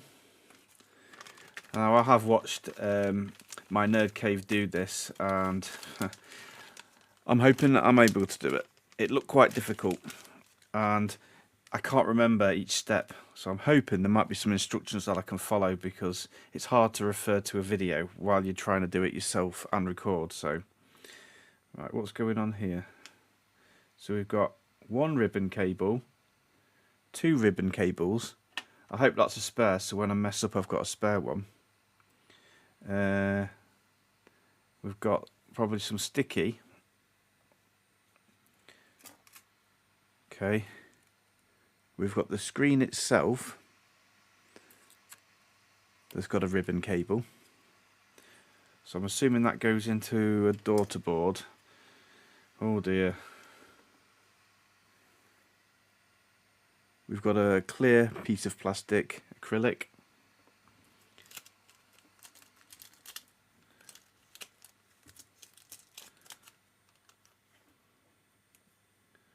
We've got a bit of white, is that adhesive as well? Why have we got, I can't remember this. Why have we got all these components? 10 picofarad. So we've got some capacitors, tiny ones. I can't remember all these components. So we've got a 10 picofarad capacitor, a 0 ohm resistor, and then another pack of 0 ohm resistors. Why would they do that? Are they different sizes? Oh, they are. Well, this one looks like a 0201, and then whatever the next size up is. Right, this is getting difficult. A 200 ohm resistor. And we got obviously the wires. And then let's have a look. This is going to be the daughter board then. So we have a ITE chip on there, which it's not an EC chip like I'm used to. Oh.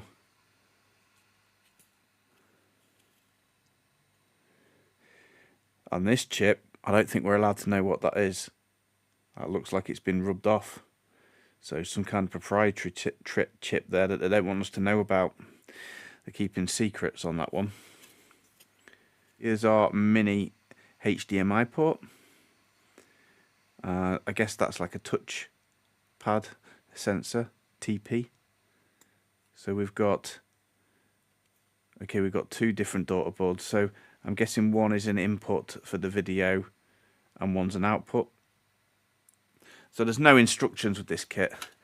This is going to be a nightmare, I can tell you now. So it looks like the screen goes in the middle. It probably does something weird, like goes through the hole, clips into there, you know, and then sits like that. That would make sense. Yeah.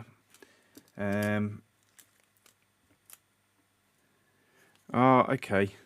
I think I'm getting it.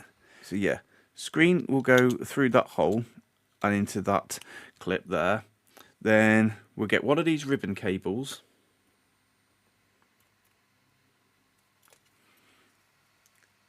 This ribbon cable will connect into here, and then these points are going to solder onto the motherboard.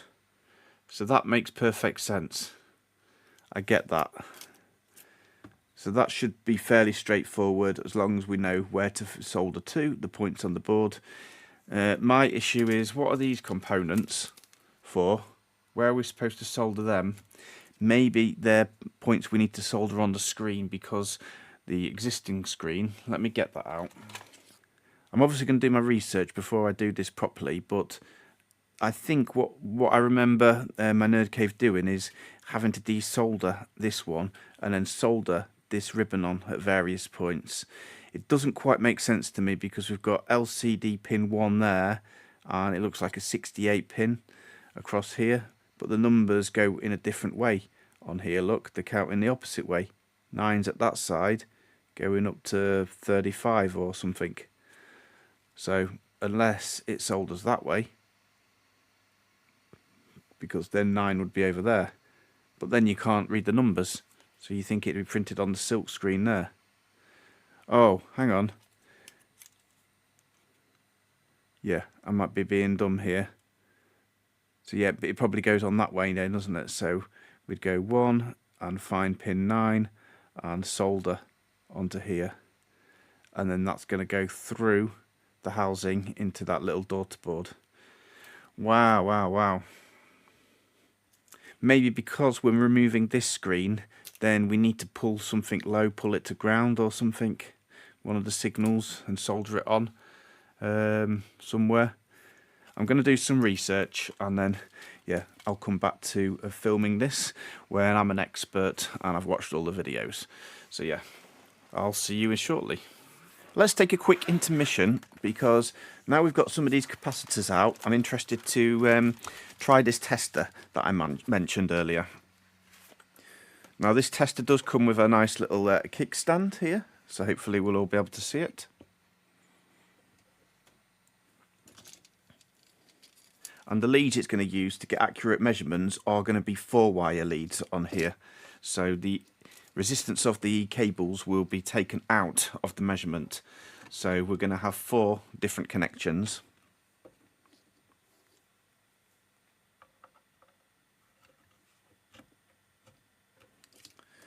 Here we go.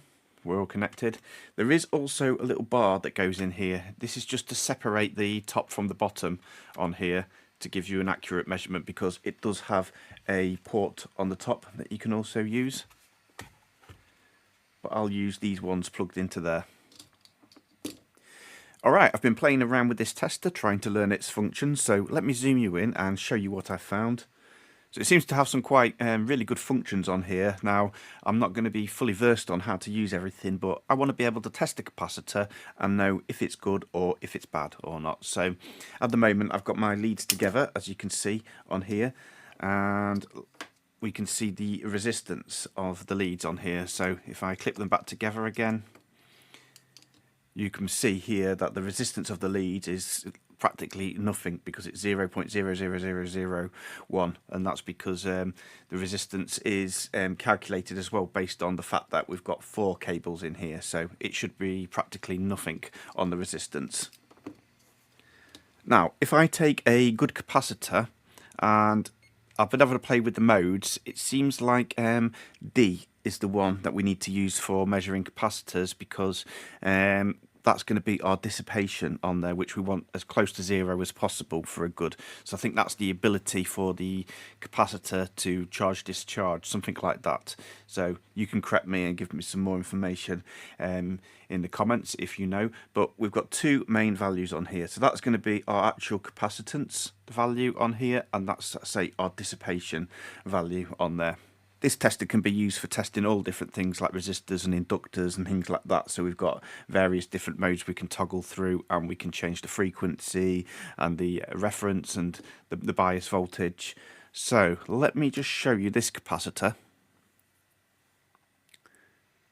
This is just a spare one that I've got, which is 100 nanofarads. Now it is a 50 volt one. And this is also 100 nanofarad. It's only a 4 volt one rated, but it's the same capacitance on here. This is the one that came out of our Game Gear, 100 nanofarads. So let's compare these two together. So we'll take this one, which is a brand new component, probably a cheap one, so it's not the best capacitor in the world, but it is brand new, so we should get something close to 100 nanofarads. And as you can see here, we're getting 94.83. And our dissipation value here is very close to 0. In fact, it's 0.0, and then we've got another measurement. So this is indeed a good capacitor on here. It's close to 100 nanofarads, and the dissipation value is, as I say, very close to 0 on there. Well, 0.0. Now, I believe, based on the capacitors you can get, they're going to have like a tolerance rating as well, like plus and minus 5%, 10% or whatever it is. So there's always going to be a bit of expected difference. So now, interestingly, let's connect our 100 nanofarad capacitor that was from the Game Gear and see how this reads. I'll try and clip on here because it's got very tiny legs. Right, I'm clipped on now, and as you can see, it's nowhere near 100 microfarads. It's only reading 2.4 microfarads on here. So that is way out. And also look at the dissipation value. We're like 16. So we're also nowhere near 0.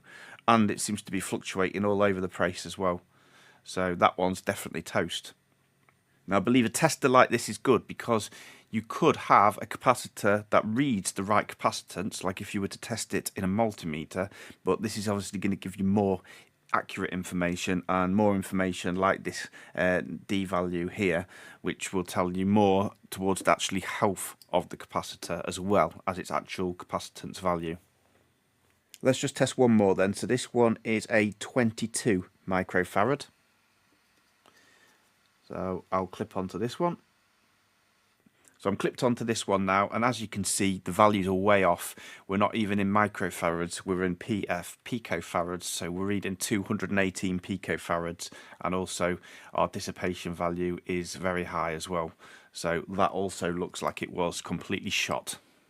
I'm also interested to try these ones. These are the ones that came to replace the caps in that power board, but interestingly, if I show you this one, this is the 1000 microfarad, but look at this. Can you see that? It came to me crushed like that.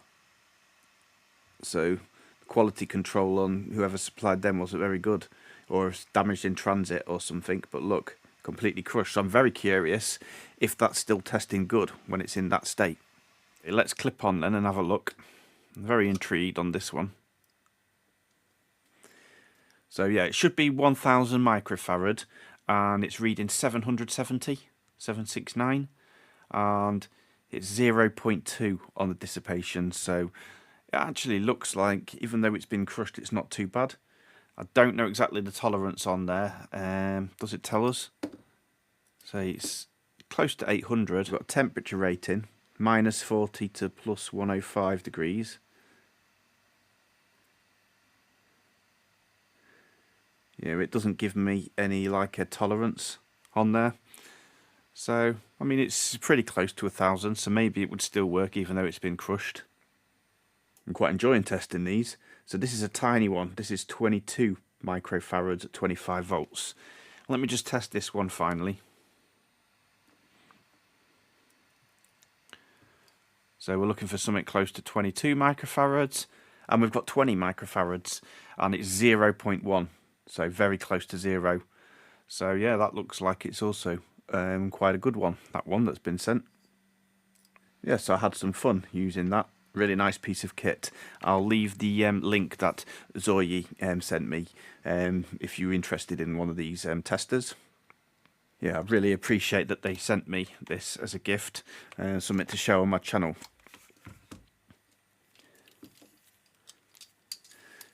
Definitely that's going to be a useful tool, especially with electrolytic capacitors, as they are known to fail quite often. And by the way, I do also have the other ZOYI product, which is the tweezers. I bought these ones myself, and these ones are really good for testing the SMD ones, because they are like a little tweezers. I think I've already shown them a few times on videos. Time to get on then with removing some components ready for this new screen. So first of all, I think I'm going to remove this old backlight here. That will get me a bit of extra space if I remove that. So yeah, the fluorescent tube, I think it's just soldered both sides. Let's try and remove that first of all. So we're soldered down here. Let's see if I can remove that then. If I grab onto the legs and then come in with the soldering iron. I'm assuming these legs are going to go through the board. Maybe I can just lift it up. Yeah, that's away. That side's out. Second side. So I'll probably just grip it like that with the pliers. Can feel it wanting to come. Yep. And she's out. So we should be fully free. Here we go. Lovely. We can keep that just in case we want to use it for something else, another project. Oh, there's our lamp, look. Right, maybe we'll remove this screen first because that's flapping away. Yeah, let's do that. So if I tuck that under and apply some hot air, hopefully it's going to come off here. Right, I'll bring in the hot air. What temperature should we go? I've put it down to 400 degrees. I've got no nozzle on.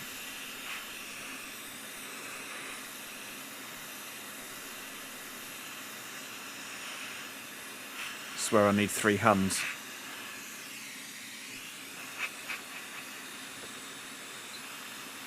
Right, let me get the...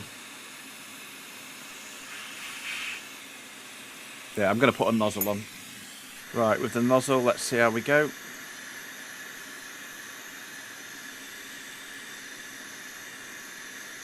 Yeah, it's coming.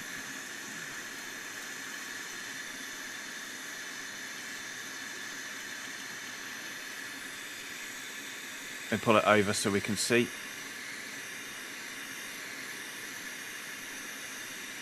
I'm going to try and grab hold of it.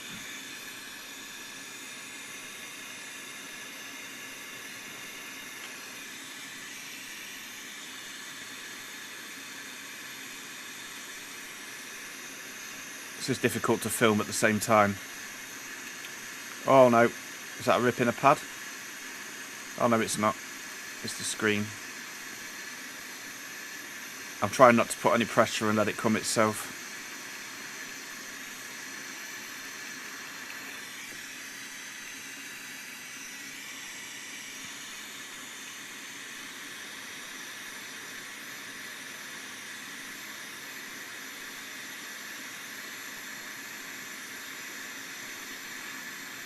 Yeah, we're free. Okay, so it has come away from the board and it's stuck down with sticky tape. Should just pull off. Here we go. We've got the screen. And I've seen, look, some of the pins on the ribbon cable were coming away as I was taking it off. You can see these 3 here. But the screen wasn't working anyway, and yeah, we wasn't too bothered about saving that.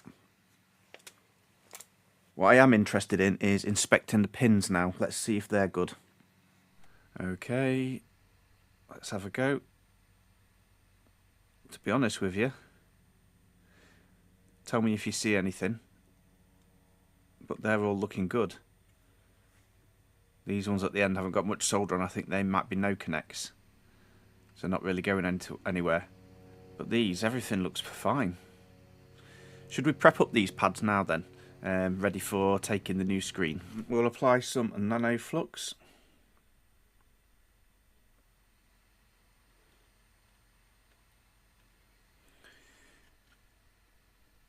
Let's go all the way along. Long old connector, can't get it all on the microscope in one go. Right, let's get a bit of wicking going on here then.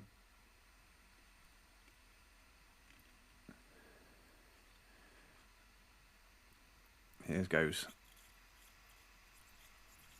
I'm not really going to put much pressure on it at all. Let's keep the pads nice.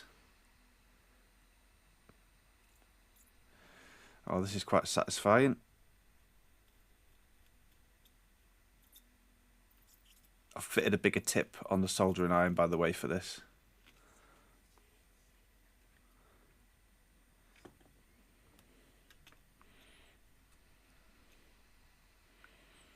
Go again.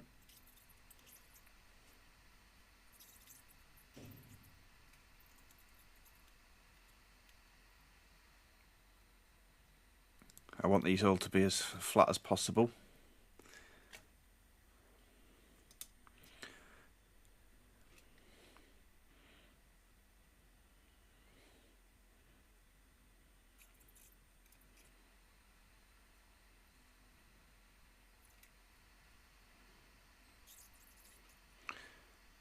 think we're winning.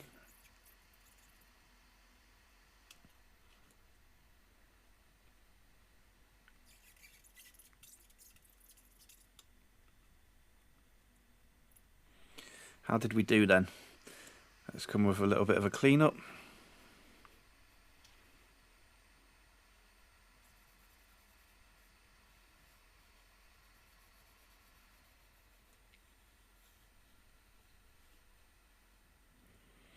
Nano sponge.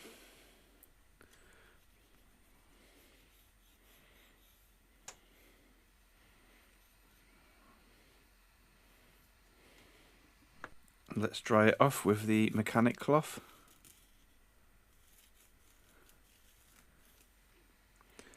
Yeah, we can fully inspect it now. Looks good. There might be tiny bits of solder left on them. There's a little bit of something over here. So this board's going to need a good clean because we've got plenty more work to do to it. I think this is a no connect anyway.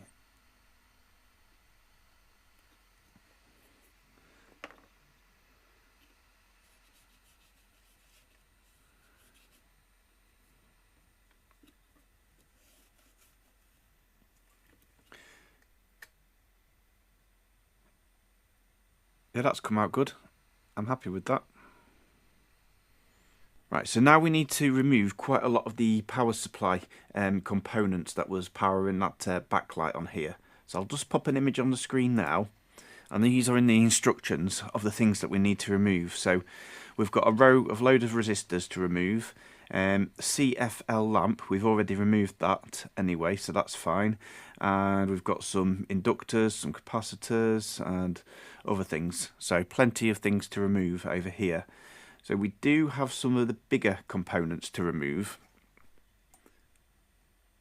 Let me make this a bit smaller, and we can compare it to the board side by side. So if I stick that up here and have a look, this big transformer, we can remove that, and as well as this blue capacitor underneath, and also this inductor. These three are the biggest things that can be removed. So we can sort that out. What's this one up here? That might be C69, so we might have to remove that as well. And we've also got a couple of fuses here, which was for the screen. So we've got a fuse there and a fuse on that side. So I'm going to do this bit by bit. I'll remove these big components here first, get them out the way, and remove these fuses, I think. Then I'll dive in and we'll zoom in a little bit to have a look at the smaller components. So the blue capacitor underneath the transformer is these two legs here. Let's see how we go on with getting that out. Maybe do this one first because it's a smaller leg.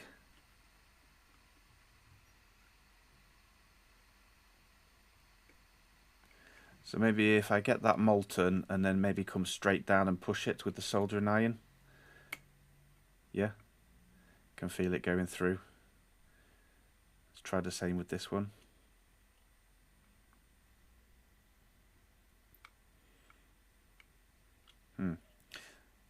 I'm going to try and get the tweezers underneath to grip it. Maybe that will work. I've got some fresh solder on the tip. Let's add that in. That should do it, shouldn't it?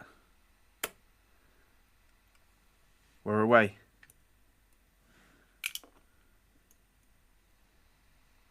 Here it is. That's gone. Okay, so that blue capacitor C70 is gone. I'll tell you what we'll do. We'll do a little checklist to make sure we don't miss anything. So that was C70, and what I'll do is I'll cross them off the list as I've done them. So we'll find C70 on our list, which was here, and we'll cross it off. So the next one is our inductor, L2. Let's remove that one. Right, so I think the inductor is these two here. I've got the grips on underneath, so hopefully we should be able to pull it out. We've got no flux. Push it down.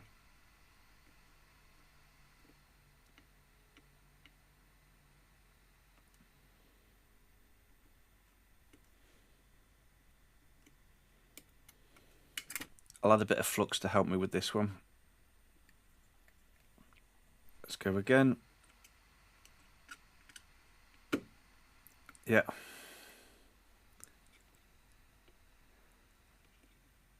I've got Mr. Inductor.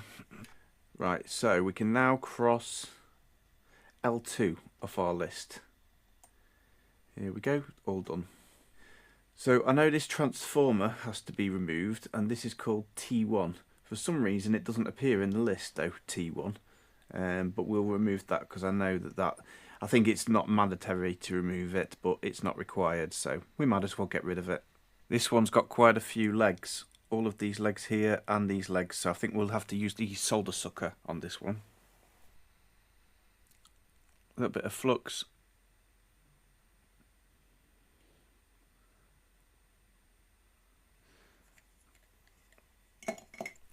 Right, let's send it. I'm not very experienced with the solder sucker.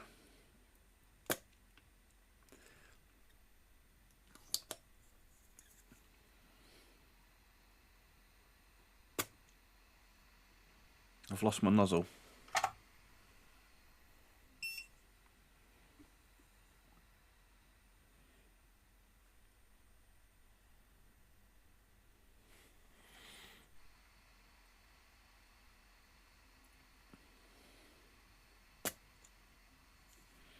That seems to be working well.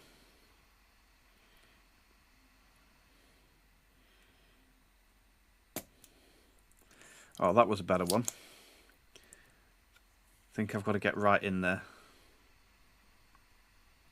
Let me just go over these ones then.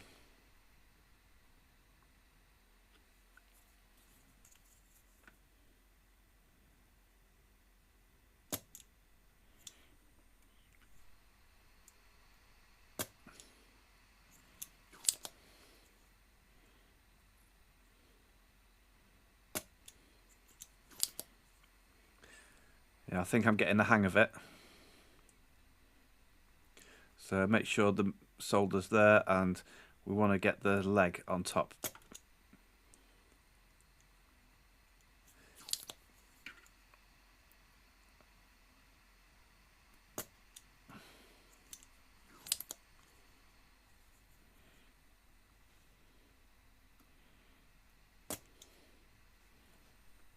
Just going to try and wick the last bits away. I've got one there.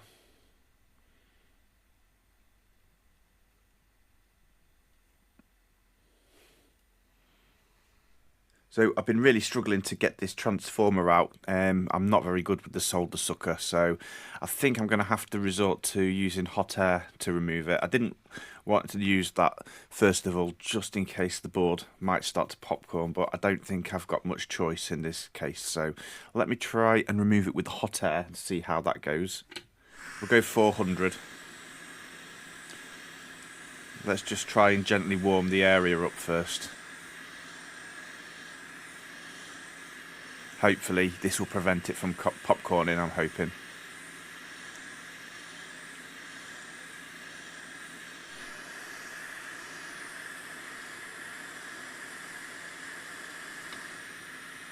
Oh, we've got movement.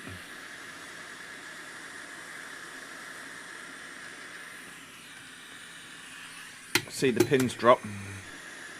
Oh, I think that's got it.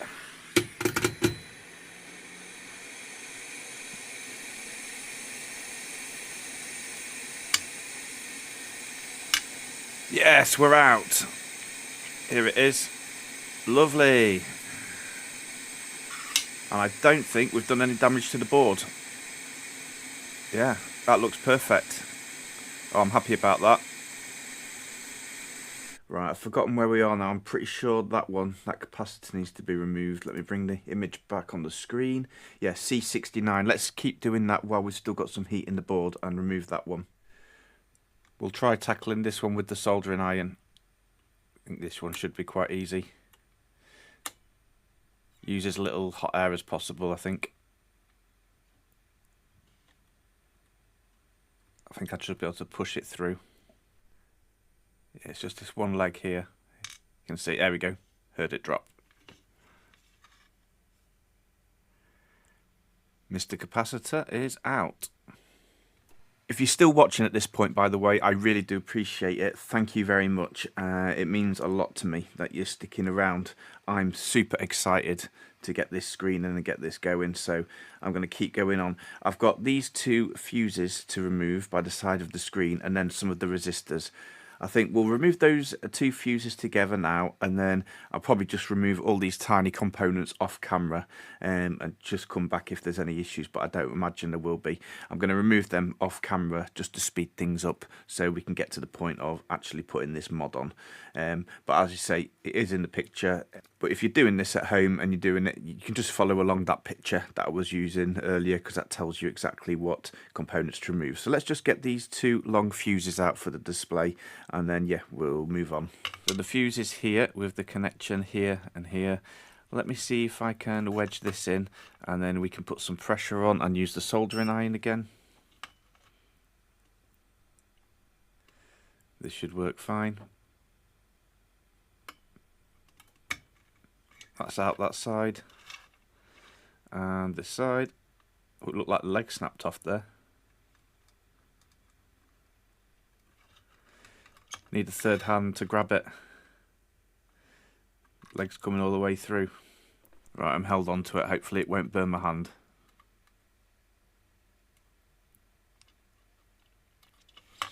Got it. Gonna grip it with pliers this time. Maybe that will work better. Keep trying new things. That side's out. See, that leg's just snapped off again. Left the leg in the hole, but that's fine. We can clear that out.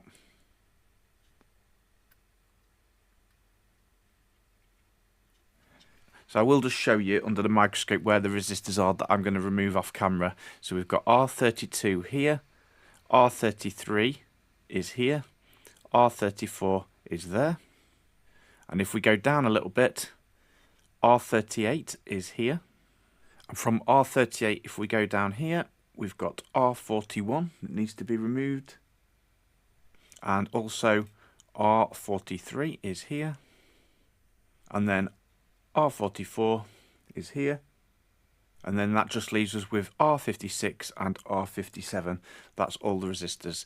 So I'll come back to you when they're off the board. Getting on well with removing these resistors, I thought I would just show you the technique that I'm doing. So here we go, we've got R56 and 57 that need to be removed. So all I'm doing to remove them without having to risk using hot air is I'm just coming with a bit of solder and the soldering iron and just literally putting it on the resistor, and then you can see the resistor just wants to move. Then I can just like flick it away like that, or come with the tweezers if I need to. And the same with this one, 57. Just do that, look, and it just kind of sticks to your soldering iron, and I can just move it around freely, so it's quite easy. Now we have to remove a few chips now. We've got this one, I don't know what they are, if they're transistors or something, but we've got Q6, we've got Q4, and then down here we've got Q3. So I'm going to remove them, and I think I'll probably risk the hot air on these ones because it's going to be hard to remove that with the soldering iron. I'm just going to keep circling around, not to popcorn the board again.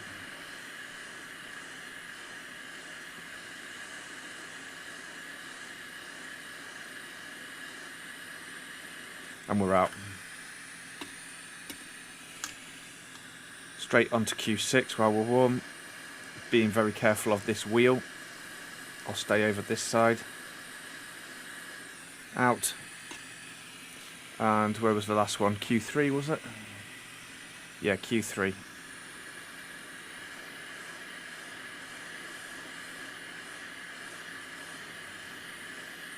Just circle around a little bit, get some heat into this area, and then we'll come on and remove.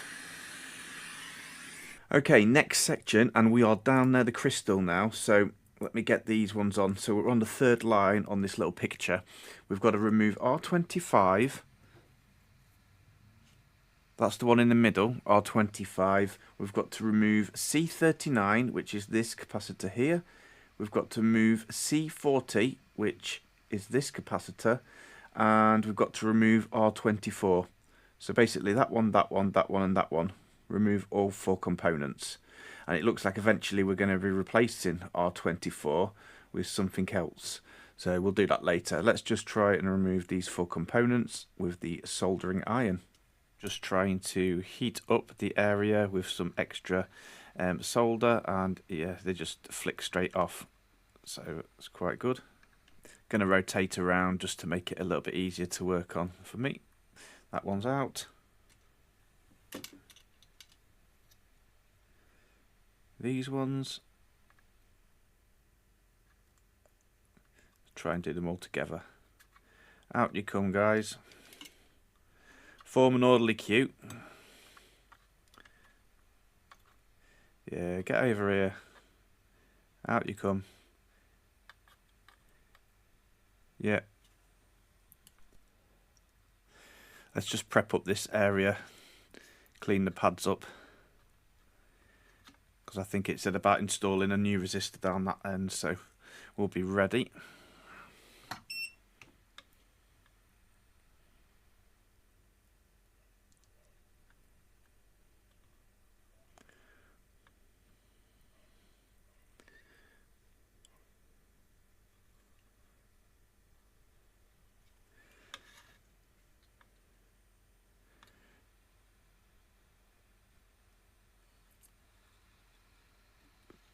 I think that's clean enough.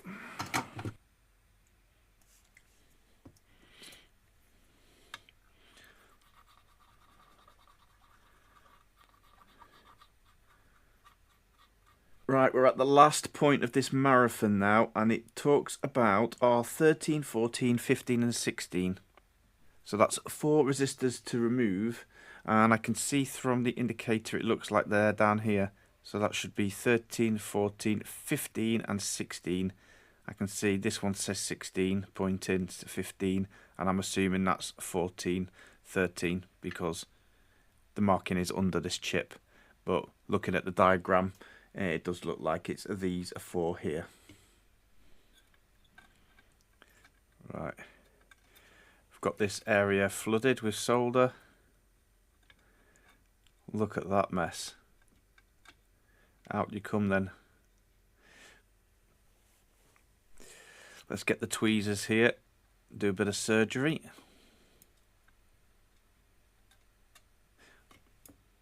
One's gone.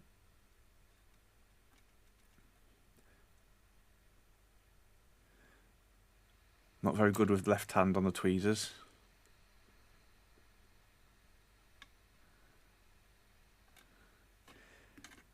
There we go. Can't even see what's left in there now. I think we got something in there.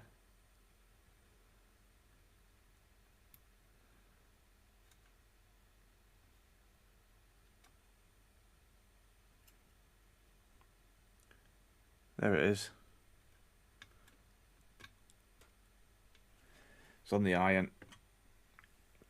Yep, that's looking perfect, and that reaches the conclusion of removing components. That was actually really fun. I enjoyed removing all them. It's easier removing stuff than it is putting them on, definitely. So let me examine the instructions off the camera, and I'll see where we need to solder all those new components to. I've checked the instructions for the next step, and these resistors that we removed here, we actually need to bridge these pads together. So we could either put a wire, or maybe we can go over with the solder, as we need each 4 of those pads bridging. So let me try and do that with a bit of solder first of all, see how that works out. We'll lay down a little bit of flux, maybe that will help. Let's see if we can manage to do this then.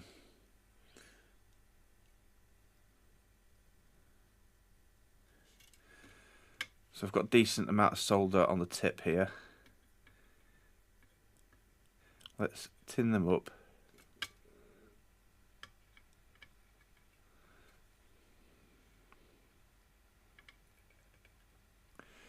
Maybe the flux is going to help too much. Are we going to be able to get these pads to stick together?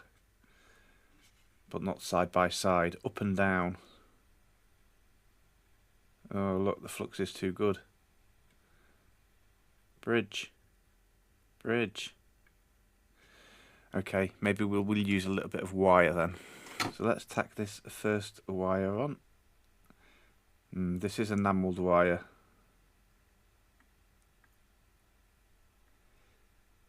Might have to burn off the enamel first before it will take.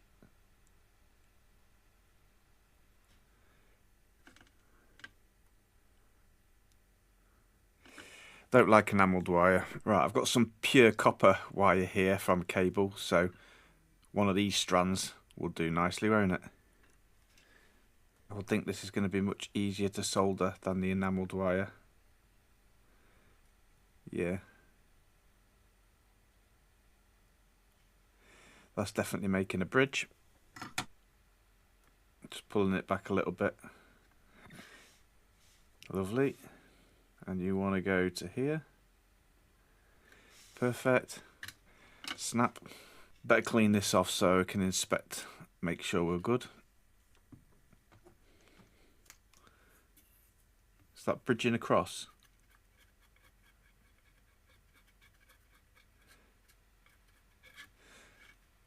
Hate these cotton, but let me get some the nano sponges. Oh yeah, I much prefer the nano sponges. They don't leave all the little hairs. I'm pretty sure they're all touching. Let's zoom in a little bit and see if we can see any issues. I think that looks okay, but I'll do a quick continuity check. So this one to this one. Good. This one to this one. Good. This one to this one. Good. And this one to this one. Good. And let's just make sure none of them are bridging this way. This way. This way. I think we're good. Yeah, so I think we've got a full house there. Apparently this position here, R34, needs a 0 ohm resistor, which I've got. Don't know why we can't just bridge that and it needs a resistor. Maybe it's acting like a fuse or something, but let's solder that into place. These resistors are really tiny. Oh, there it is.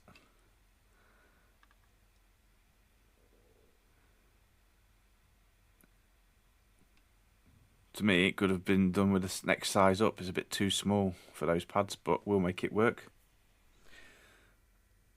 Let's swim it in flux. And then let's just try and solder it with the iron straight on. I've seen other people use this type of method where they just kind of like do it like that. Yeah, look. This is the SEGA method. Although he's a lot better at it than me. But that's actually worked out really well. I like that method because I don't need to just like try and tin one pad and then try and hold it with a tweezer. You just kind of like wave it over with the soldering iron. I genuinely didn't expect that to work. Yeah, I think you'd agree. R34 is soldered quite nicely. According to the instructions, we need a 200 ohm resistor on R25 here. But I'm not sure if they made a mistake because they gave me two 0 ohm packs, 0 ohm and 0 ohm. So maybe one of those was supposed to be 200 ohms for here, and I haven't got that. That's not what they gave me. So I'll come back to that in a second because there's two capacitors which are these 10 picofarads, and they're going to go C39 and C40, which is here and here. So I'll just put those caps on while I have them in the hand, and then we'll see what we can do about this resistor. So can we tip two of those out? Yes. So we're saying one of them is going to go down here and the other one is going to go here. Let's try the SEGA method again. And if you don't know who he is, check out his YouTube channel because he's quite a fun person. Especially when he gets raided on one of his streams. Okay, so I've got a decent amount of solder on the tip, and let's see if this works.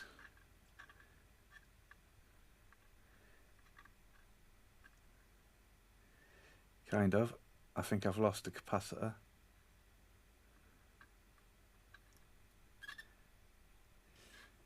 See, it's nearly there.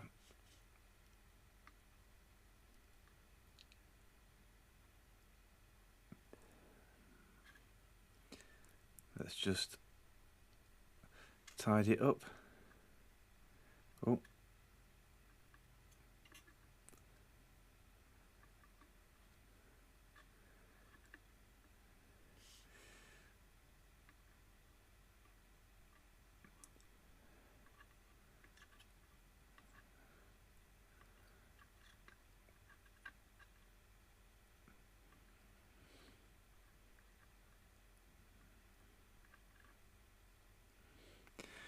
All right, we've got it. So for the resistor I'm missing, I do have some of these like little sample books that I got from AliExpress, and this is for 0201. So we can look up and find an 0201, 200 ohms. These are 0 ohms.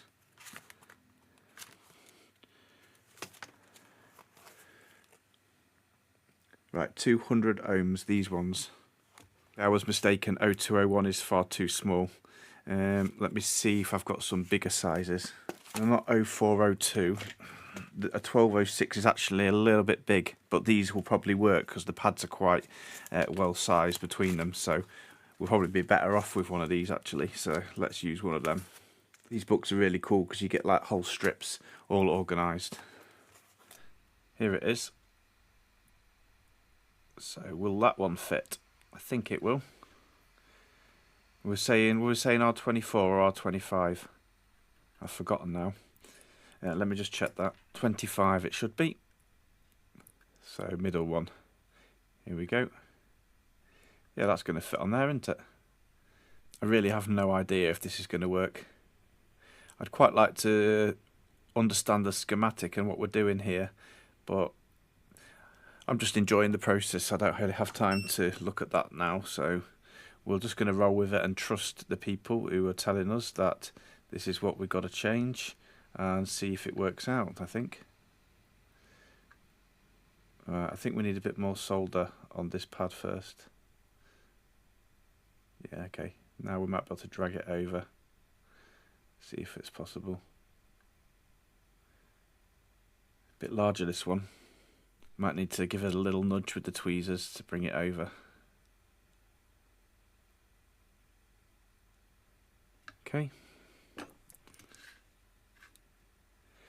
That looks pretty soldered to me. Right, now that area should be done. So we've got our two capacitors and we've got our resistor. I've just been double checking the work, and over next to this crystal here, R24, this one does need a component in place, and that's not one that's included in the pack. Apparently you have to remove R30 and then, you know, swap positions and move it to R24. So if I show you over here on the other side of the board, here we go, up here. So this is R30 pointing to this green one. So I've got to remove that one and then move it over to the R24. So I'll remove that now and let's get that moved over. I'll pop this one off with the hot air then.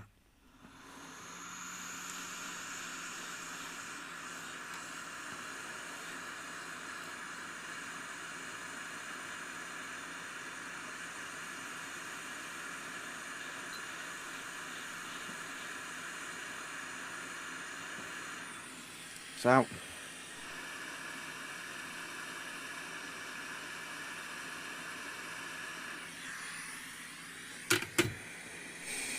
Looking like it's soldered down well. Now it's time to finally bite the bullet and see if I can get this screen ribbon connected on here. So we need to line this up with the correct pins. I'll do that under the microscope. I've got the board nicely gripped in my mechanic holder here, so we should be good. And yeah, let's probably tape it down in the right position with some Captain tape and see if we can get the solder. And I say the kit does come with 2 of these, so that might be an indicator that it's not going to be that easy of a job, but we'll give it our best shot. Let's go. Okay, so here is our ribbon cable, and we need to start, as it says here, at pin 9. Now, when you count in this strip, it looks like here, pin 1 doesn't count from the beginning here, so don't get caught out with that. Pin 1 is indicated by this one here, so that's where we're going to start counting from over to pin 9. So 1, 2, 3, 4, 5, 6, 7, 8, 9. So it should be quite easy to identify. We've got a big track here, and then this next one here, this thinner track, that's going to be pin 9. So I think the way this ribbon cable works is that you've got holes in there. If you see, if I go left and right, you can see the silver through as I move it back and forward. So the solder is actually going to travel from this ribbon cable and solder onto the pin like that.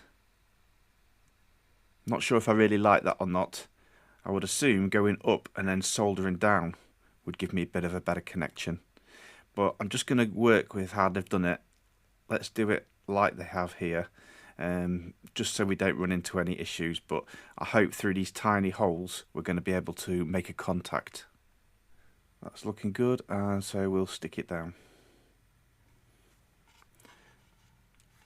Better scan across and check the other pins here and here.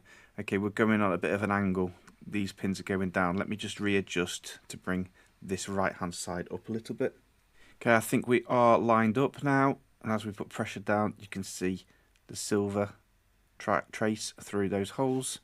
And over here, looks pretty lined up as well. Just needs a little bit of pressure down there, look, and you can see the holes there. So I think we're all good to try and solder this now. Let's give it some flux to give it a fighting chance. Plenty of flux there. Right, I've got quite a flat tip on here, and I've lowered my iron temperature, so hopefully we don't burn anything. And I've got a decent amount of solder on the end of the tip, so let's see how this goes.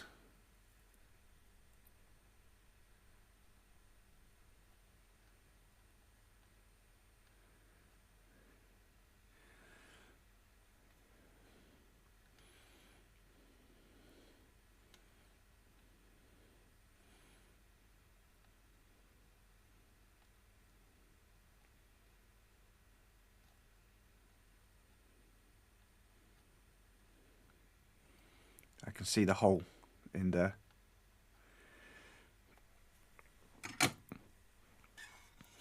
So what do you reckon? Is that good or not? It's quite difficult to tell. We might as well do these ones then while we're winning.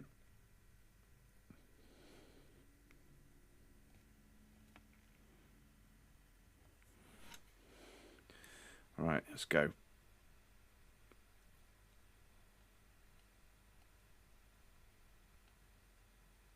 I'm not sure if it's fully making contact or not. Let me try and put a little bit of pressure down as I do it. Maybe that's okay. And these ones?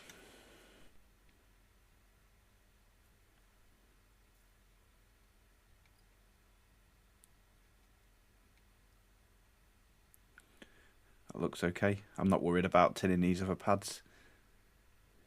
And now a nano sponge.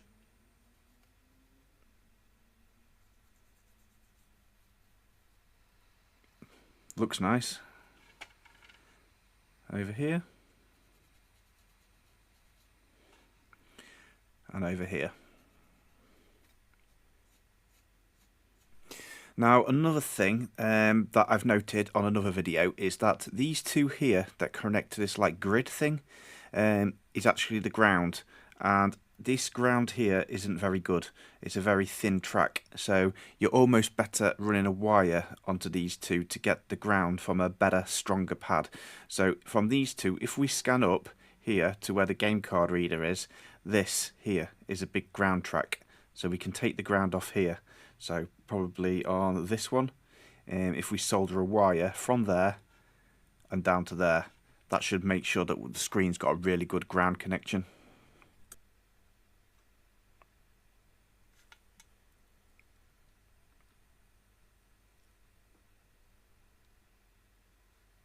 Oh, that feels solid. Managed to get a bit of solder on there. Yeah, that's come off. I think that's a nice solid connection. So we need to snake this down to here.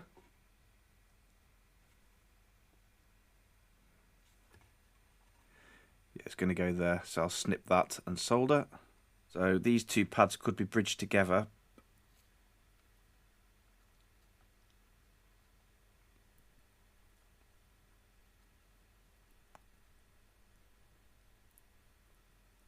Oh, that looks perfect.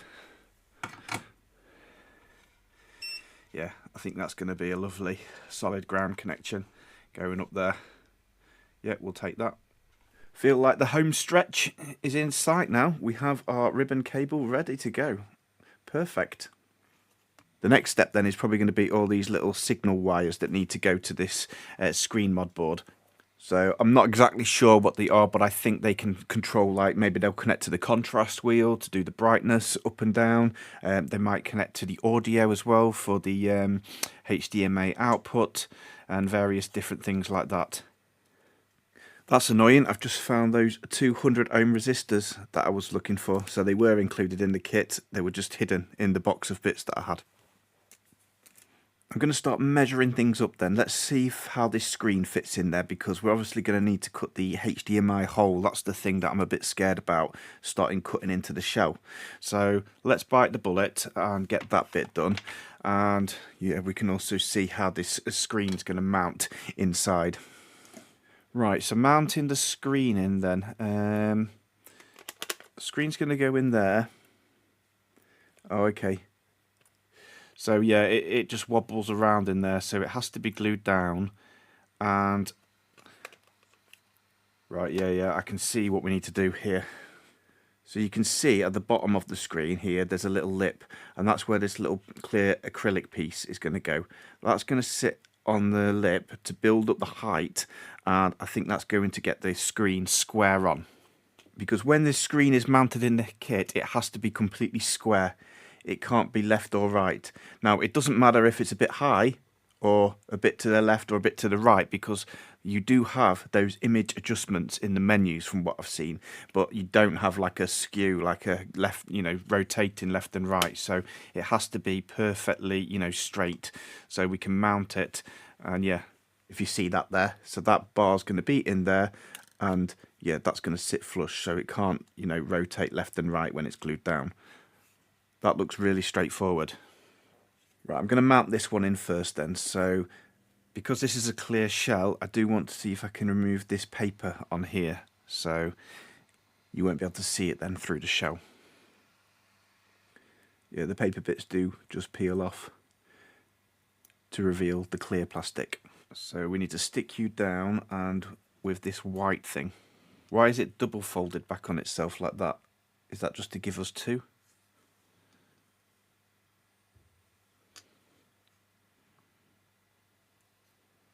And do we snip that in half? Because we only need half? Not quite sure. I've got it. So this thing is only sticky on one side. That's why you need the double. So it's going to stick on the back and stick on the front. But it's white, so that's no good, is it? If I've got a white bar sticking on there, you're going to see that like a bit of paper through there. I'm not going to be able to use that, unfortunately. If you had a different colour shell, that would be fine, but I'm not going to be able to use that. Although saying that, actually, let me check one thing. Will that section be completely covered by when I put this on it? And the answer is, I think it will. Not sure. It's kind of borderline, because I don't know where the edge of the screen is. Look. Obviously that black bit there, possibly. Although this is actually double the thickness of that, so it doesn't need to be that thick, does it? So I'm just going to trim that down. That would make it easy, wouldn't it? So yeah, we can just trim off the excess, same down this way.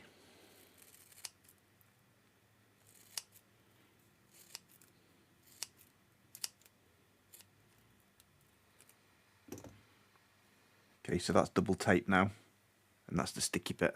I'll stick that down.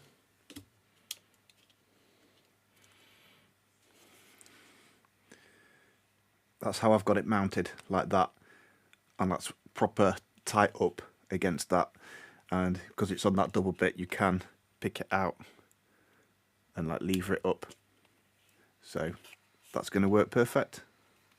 Now we know the placement of the screen, we can kind of work out where to do this HDMI port then. So this board faces up like that, and the ribbon cable goes through this hole here. I'm going to connect into that FPC connector. So this is going to go up. There is a little notch look for it to go between there. So because that needs to go in there, we do not have any wiggle room left and right. We've got to get this HDMI port in the right place. So otherwise the cable isn't going to be right, is it? It's not going to plug in, it's going to put pressure on that socket. So let me plug it in. Right, it's plugged in, so we should be able to measure it up now, and the cable just kind of like flaps back up on itself. Well, to be honest, we have probably got a little bit of wiggle room left and right.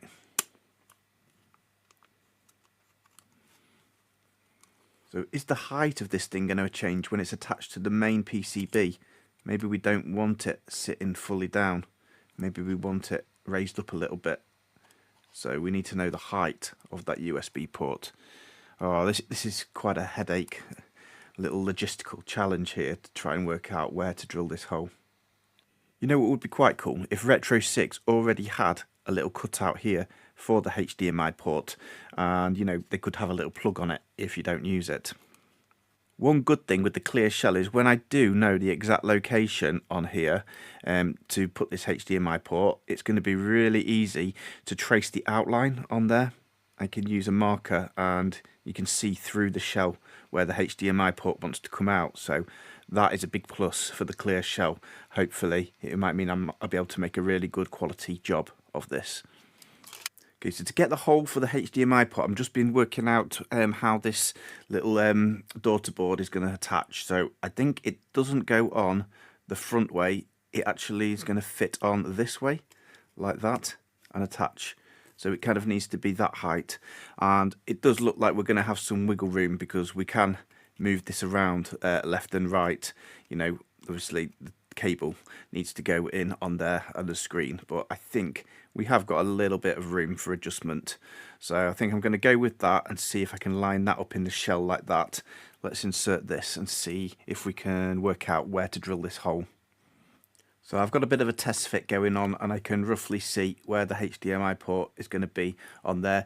Now this is quite difficult to line up. I'll show you why.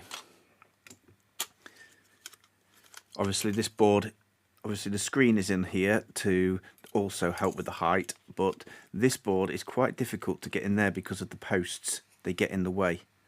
As you can see, I can't get it sitting completely flat.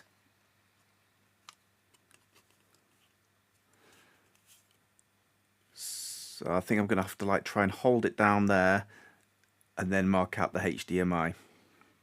I'm going to go with this method, just hold it down with a bit of tape, as I say, because it can't fit flat because of these posts. I think that will allow me to mark it out here. Let me find something suitable to mark this then. Pencil didn't work very well, so I'm going to try this Uni Posca white marker. We've got something that resembles the HDMI port marked out, so wish me luck. We're going to go drilling. I'm not sure what's going to be best exactly to do with this. Might try the mechanic grinding pen. The little engraving tool wasn't going to cut it, so I'm going to have to get started with a bigger power tool. I've got the Milwaukee on the go. I'm going to try and drill this. This feels so wrong.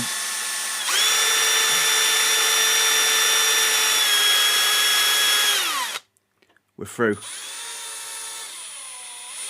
Right, that looks lovely centered in there. So hopefully now I can just work my way across the edges and get this, you know, widened out this hole. In fact, maybe it'd be better just to do a second big hole on that side. Might try that. Right, I do have a couple of holes now, so I think that's enough to work with. Now I'm going to have to go smaller tools. Just trying to grind away tiny bits at a time and then keep lining the board back up inside. I think I'm at a point where I might be able to get one of these small files in, so let me try that. I think that's going to be a safer option to do this slowly. Look at this. It's so close.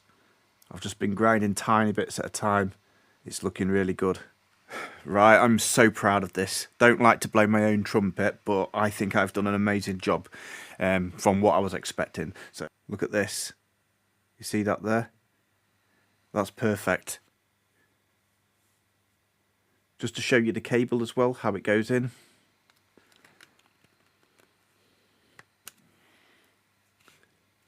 It does insert fully all the way in, and that's obviously going to give me my HDMI port. I'm dead chuffed about that. Now we just need to start fastening things down because the screen under here is still loose. So now I've finished getting all dust and everything everywhere, I think it's time to put this screen on and put the lens and get this glued in place. So if you're worried about getting the HDMI version of this mod because you have to cut the shell, you're just like me. I'm done that for the first time, never done that before, and I say it went really well, so I'm super happy with that.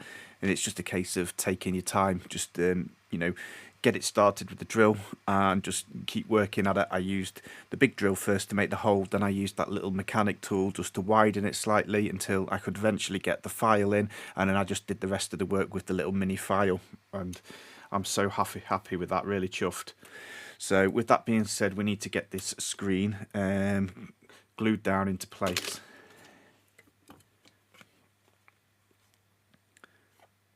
So for that we need this piece of adhesive. So I'm guessing we just punch it out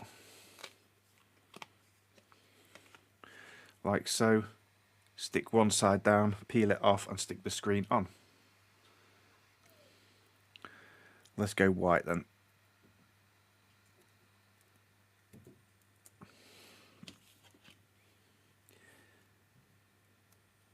And I guess it doesn't really matter if this is perfect.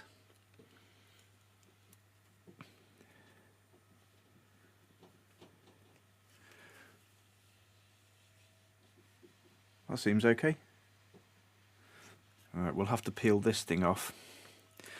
I'll tell you what, before we take that off, let's just decide on these lenses which one we're going to use. So now the question is, which of these should I go with for the screen lenses? Now, as I said earlier, we've got the Retro 6 one, and the colours and everything, it looks amazing quality, this one. And it's got nice 3M tape, so nice adhesive on the back. And yeah, there's nothing wrong with this at all. It does look really nice. However, I'm not really keen on the Retro 6 label with the 6 up here. I prefer to try and go with a bit more of an original look. So no offence to that one, but yeah, I think I'm going to go with one of these. And I can't remember which one is the one that came with the kit. Got them muddled up now.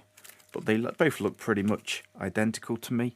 Let's zoom in and see if we can see any difference at all.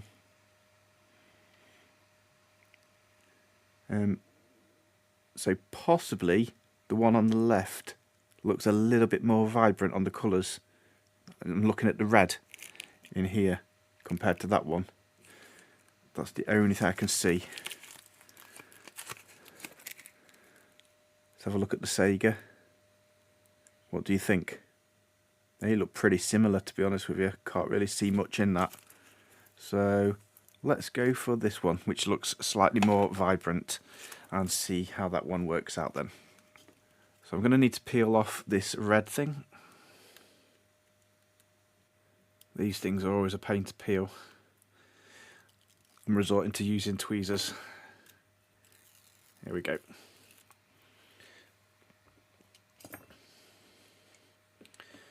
Right. So important, we've got our bottom bracket, make sure that's still flush to there. We're going to peel off the screen. I guess we can always come back and clean it with IPA if it does get any dust in it. At this point, anyway. Now let's put it into position. So I'll try and film it, but I also want to make sure I get this perfect at the same time. So here we go.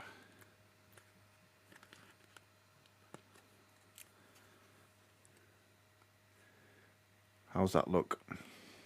You know what? That looks pretty perfect. Oh no. Oh no. I've screwed up.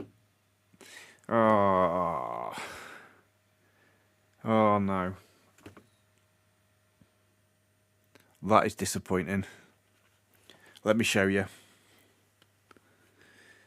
This cable from the ribbon. This ribbon cable here. I think I've just been a bit heavy-handed with it, look. You see that? It's split off there.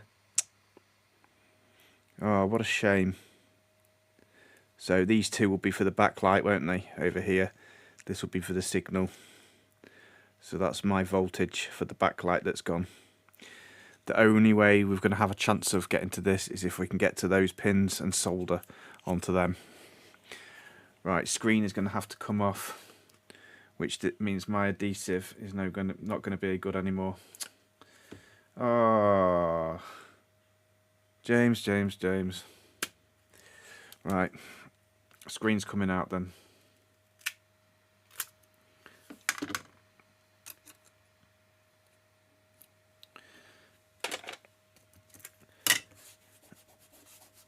Right, looks like this mod's going to be turning into a repair video then, doesn't it? Here we go. Look at that, look. That's where it's ripped off. I'm actually quite upset about that. Right, okay, we're going to need to see what we can do with this, and I can tell you now I'm going to struggle already because there's not much to solder onto here, and it's also not flat. It's kind of like curling down as well, so yeah, it's going to be difficult on this thin ribbon cable. This point shouldn't be too bad. We might be able to peel this off and get to these solder points here. In fact, let's just do that now.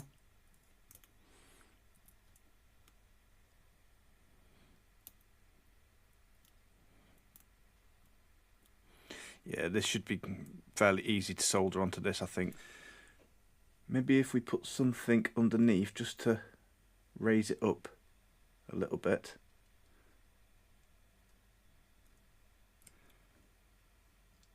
I know that's going to be a bit reflective in the camera, but that might give me a bit of a better surface having something underneath. So as I push down on it, oh, it's still, yeah. Perhaps if we use the backside of a tweezer like this. Do you think that could work?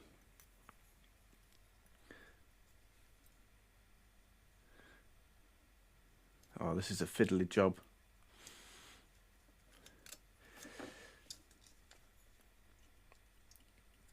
I'm going to tape this bit to the side, I think, for now, so we can just get access to this part. Right, that's good. The other part's taped out the way, so we only need to get to this bit now. Let's try it with this metal shim here, see if we can grind down. Gotta be super careful with this. This is a really thin cable.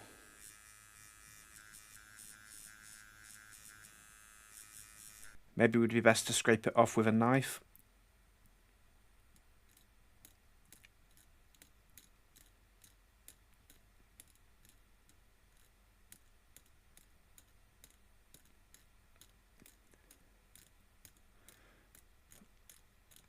See if this works.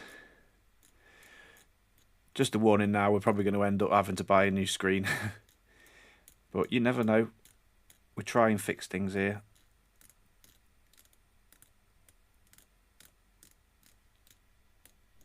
A little bit more zoom, hopefully we can see what we're doing.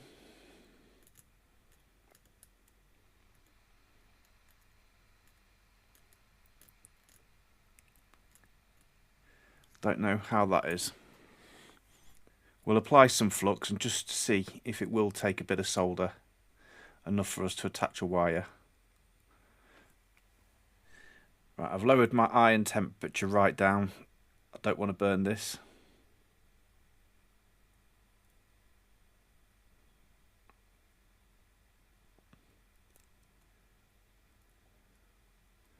No. Let's stop. You can see it's starting to melt the cable, but it wasn't taking solder. I don't think we've ground it enough. Oh, it's so frustrating when things like this happen.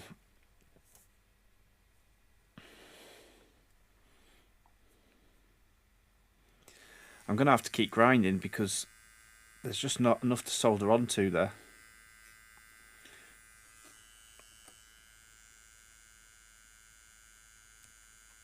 Let's get it right onto the edge of this plate like that. Maybe that will work better. Yeah, that's working, isn't it?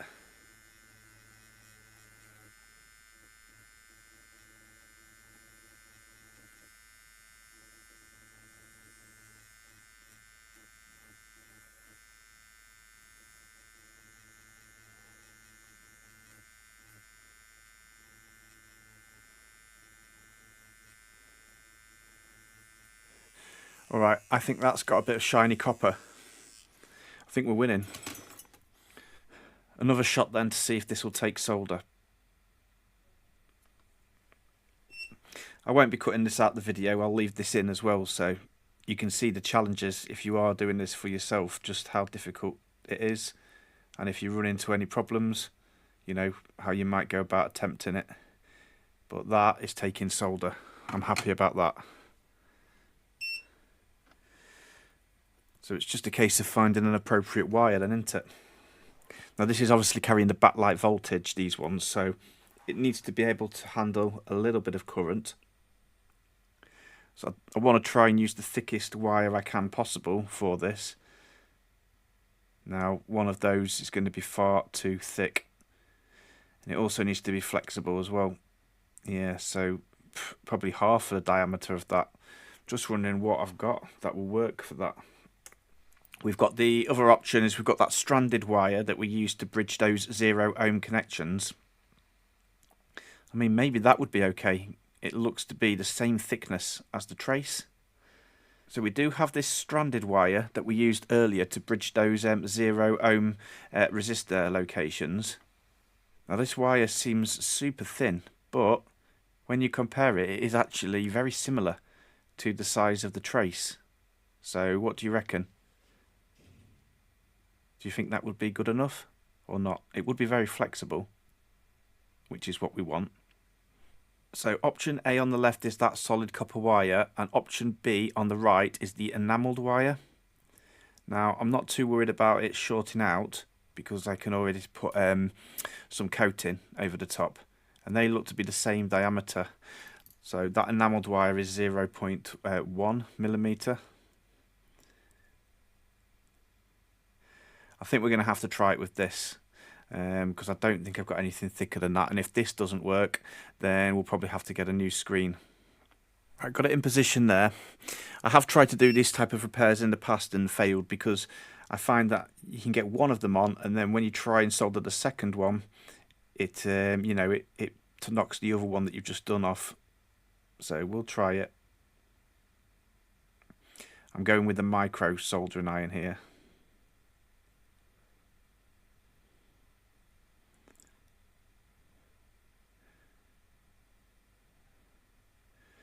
Maybe this soldering iron will be good enough to be more accurate. So yeah, you can see that that's not soldered.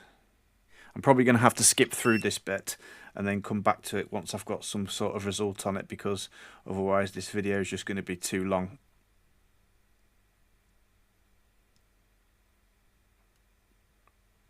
Well, I would say that is pretty much as close as I'm going to get it. I think, should we try a slight tug test on the right one? Yeah, I'm giving them a little tug test and they do seem solid. Look, that's the best I'm going to get it with my skills. So I'm going to clean this up now and mask it. The fact that those weren't coming off while I was cleaning it is a good sign. I think they're going to be solid enough. Now, I think I'm going to be a bit controversial here, and I'm going to use a bit of actual glue because I don't think the UV is going to be strong enough. I think the glue is going to add a little bit more rigidity here, and it's still going to... It doesn't really matter about the insulation because now we're using enamelled wire. So let's cover it in glue. Okay, so I'm going to leave that to set now, and I'm hoping that's going to be strong enough. What I have found is that that glue, I've used it before, and it's like extremely it sets really like rubbery, so it's got a bit of flexibility in it. So I'm hoping it's going to do really well for that connector there, rather than the UV mask. I'm going to leave that to set overnight and probably come back to this tomorrow and see if I can continue to do the other side. So the glue there has had a chance to cure now. I'm going to show you that under the microscope, and I think it's done quite a good job, to be honest. So if we see that there, that seems to have made quite a good bond, that glue. It's nicely protected, those two wires. So I'm guessing we can test it to see if we are soldered correctly. Maybe if I get to the other end of these and just, you know, get the multimeter on it, and maybe we can see a diode road reading. Right, let's burn some enamel off the end of these wires then.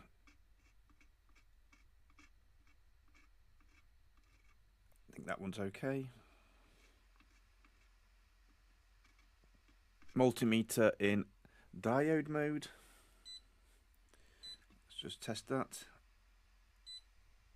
Yep. So let's go this one to this one. Nothing. And this way to this way. Nothing. Just double check that.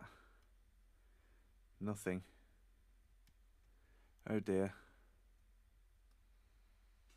I'm not getting a diode reading, but I'm 99% sure that we are making a contact where it's soldered on here.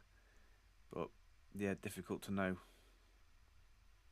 I've just connected my bench power supply to these wires. I'm just going to see if by any chance we do get any backlight or not. Try that. No. Yeah, so this is going to be good night for this, I think. Let me just try and scrape away. Ah, well that's come out, look. I think the only way I might be able to do it is if I can open the screen. Maybe get under here and get to it a little bit more. Let's try and pry off this sticker a bit. Maybe there's a chance that we can save this screen, because probably the screen's fine.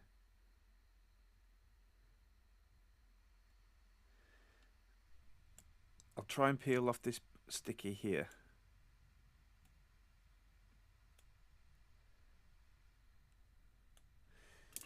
Here we go. All right. You know what? Maybe we can do this. Let's peel that back and stick that around there, around the back side for now.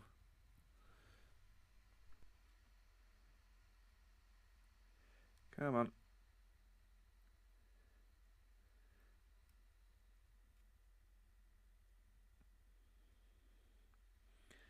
Wow, how many layers are there in this screen?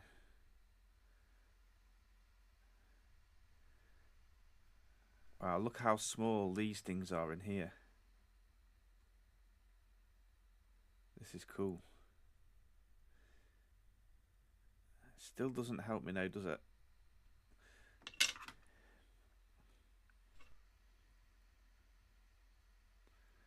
Pliers. Oh yes. So I can't see where they go on off to, but we have got a nice bit of solid backing on here now to get this soldered onto.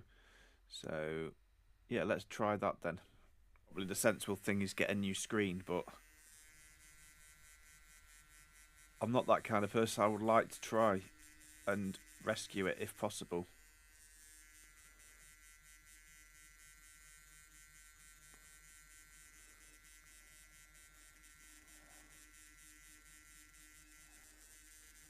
Seeing copper.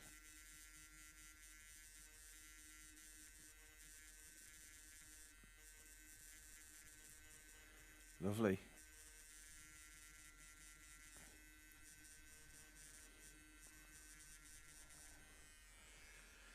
Any diode reading at all from here?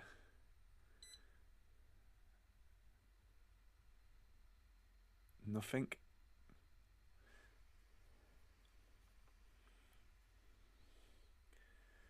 Other way round.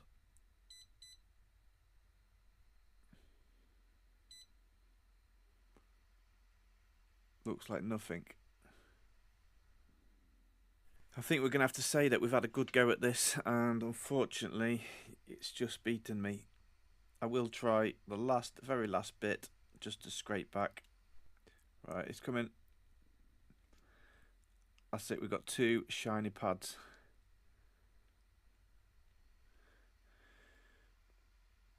Yeah, I think we might have a break there, so probably all this is from this side down is game over. Last chance we've got then before it disappears under the glass, and I've got no chance. Do we get a diode reading on these 2 pads there? Come on, give me some glimmer of hope that we can still save this screen. Nothing. Reversing the leads.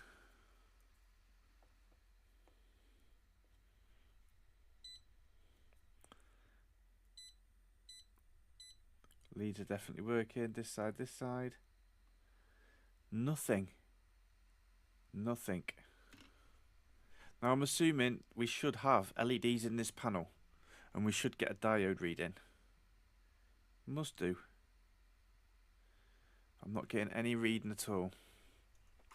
Let's give it a bit of solder anyway. Now I don't think there's any hope that we can get this done. We've got a bit of solder on there. We're going to call time of death on that one. I just can't get the heat on it. It's just melting the ribbon, melting the plastic underneath, just trying to solder onto that. It's just too small, and yeah, not enough space to work on for me, unfortunately. You can't get to any of this in here. That's all glass. So yeah, no good. So it looks like we are going to throw this screen away, and we're going to have to order a new one. So don't worry, I am not going to give up. We are going to get a new screen and come back to this armed. So it's going to take me a while, and I'll order another one from AliExpress, and we will have a round 2. Here we go. We have a new screen.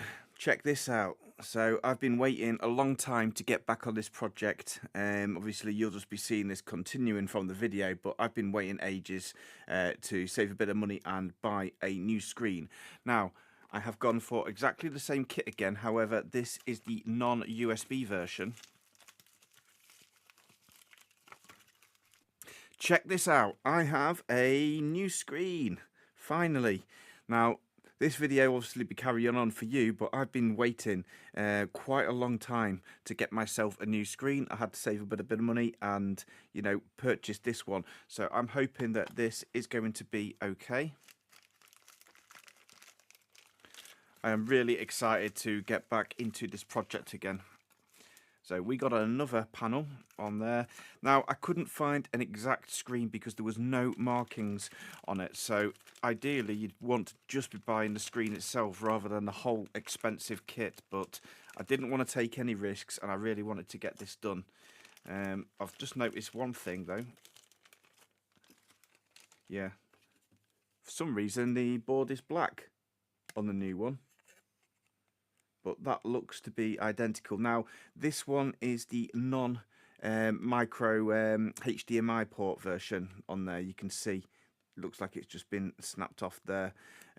So they probably got the same circuit board to save cost, and they just snap that bit off there in the PCB and don't populate it, because I'm guessing, you know, this little IT chip and stuff adds to the expense of the kit. So yeah, I've got this one. I actually quite like the black board, but I don't think you'd see it too much through the shell anyway. But yeah, the screen itself should be identical, I'm hoping. And here we go. That's my arch nemesis, that little connector down there. Never want to see that thing again. We do have a new bit of adhesive. So let's see if we can move forward then with this Game Gear. I feel like I've been on such a journey with this thing. It's incredible. I'll remove this glue then that we've already put on here, and it might give it a bit of a better chance having the fresh glue on there. Right, we're all set. New screen is installed and with the fresh glue, and hopefully we haven't damaged anything this time. Fingers crossed. I had to peel the backing off the screen to fit it in, so I'm going to get this on first of all, just to stop any dust getting on this screen. Let's get a nice bit of peel action going.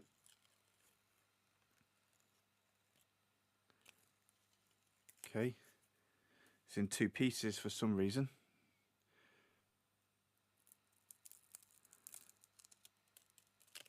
Here we go. We do not want any dust under this shell at all.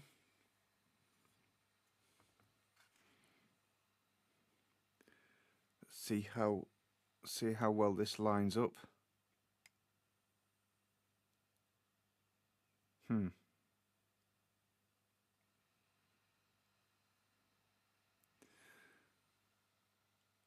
Well, it lines up, but look, you're going to see from the clear shell all of that around there. It's almost like the black bezel needs to be smaller. Maybe this is designed for a bigger size screen, for a larger screen. Let me compare that to the other ones. Yeah, look at this. This one, I don't know if you can make that out, but this is a bigger diameter compared to that one. So maybe this is for like an extra large screen. Okay, maybe we can save it, putting the sticky back on. I'll do that off camera. Let's try this one. Maybe this is smaller then. Get to see a bit more peel action. I'm definitely on a journey with this one. Okay, let's do a test fit with this panel. Why am I going to see all that? And especially because I've put new glue on and I've had to scrape all around there. You're going to see it all.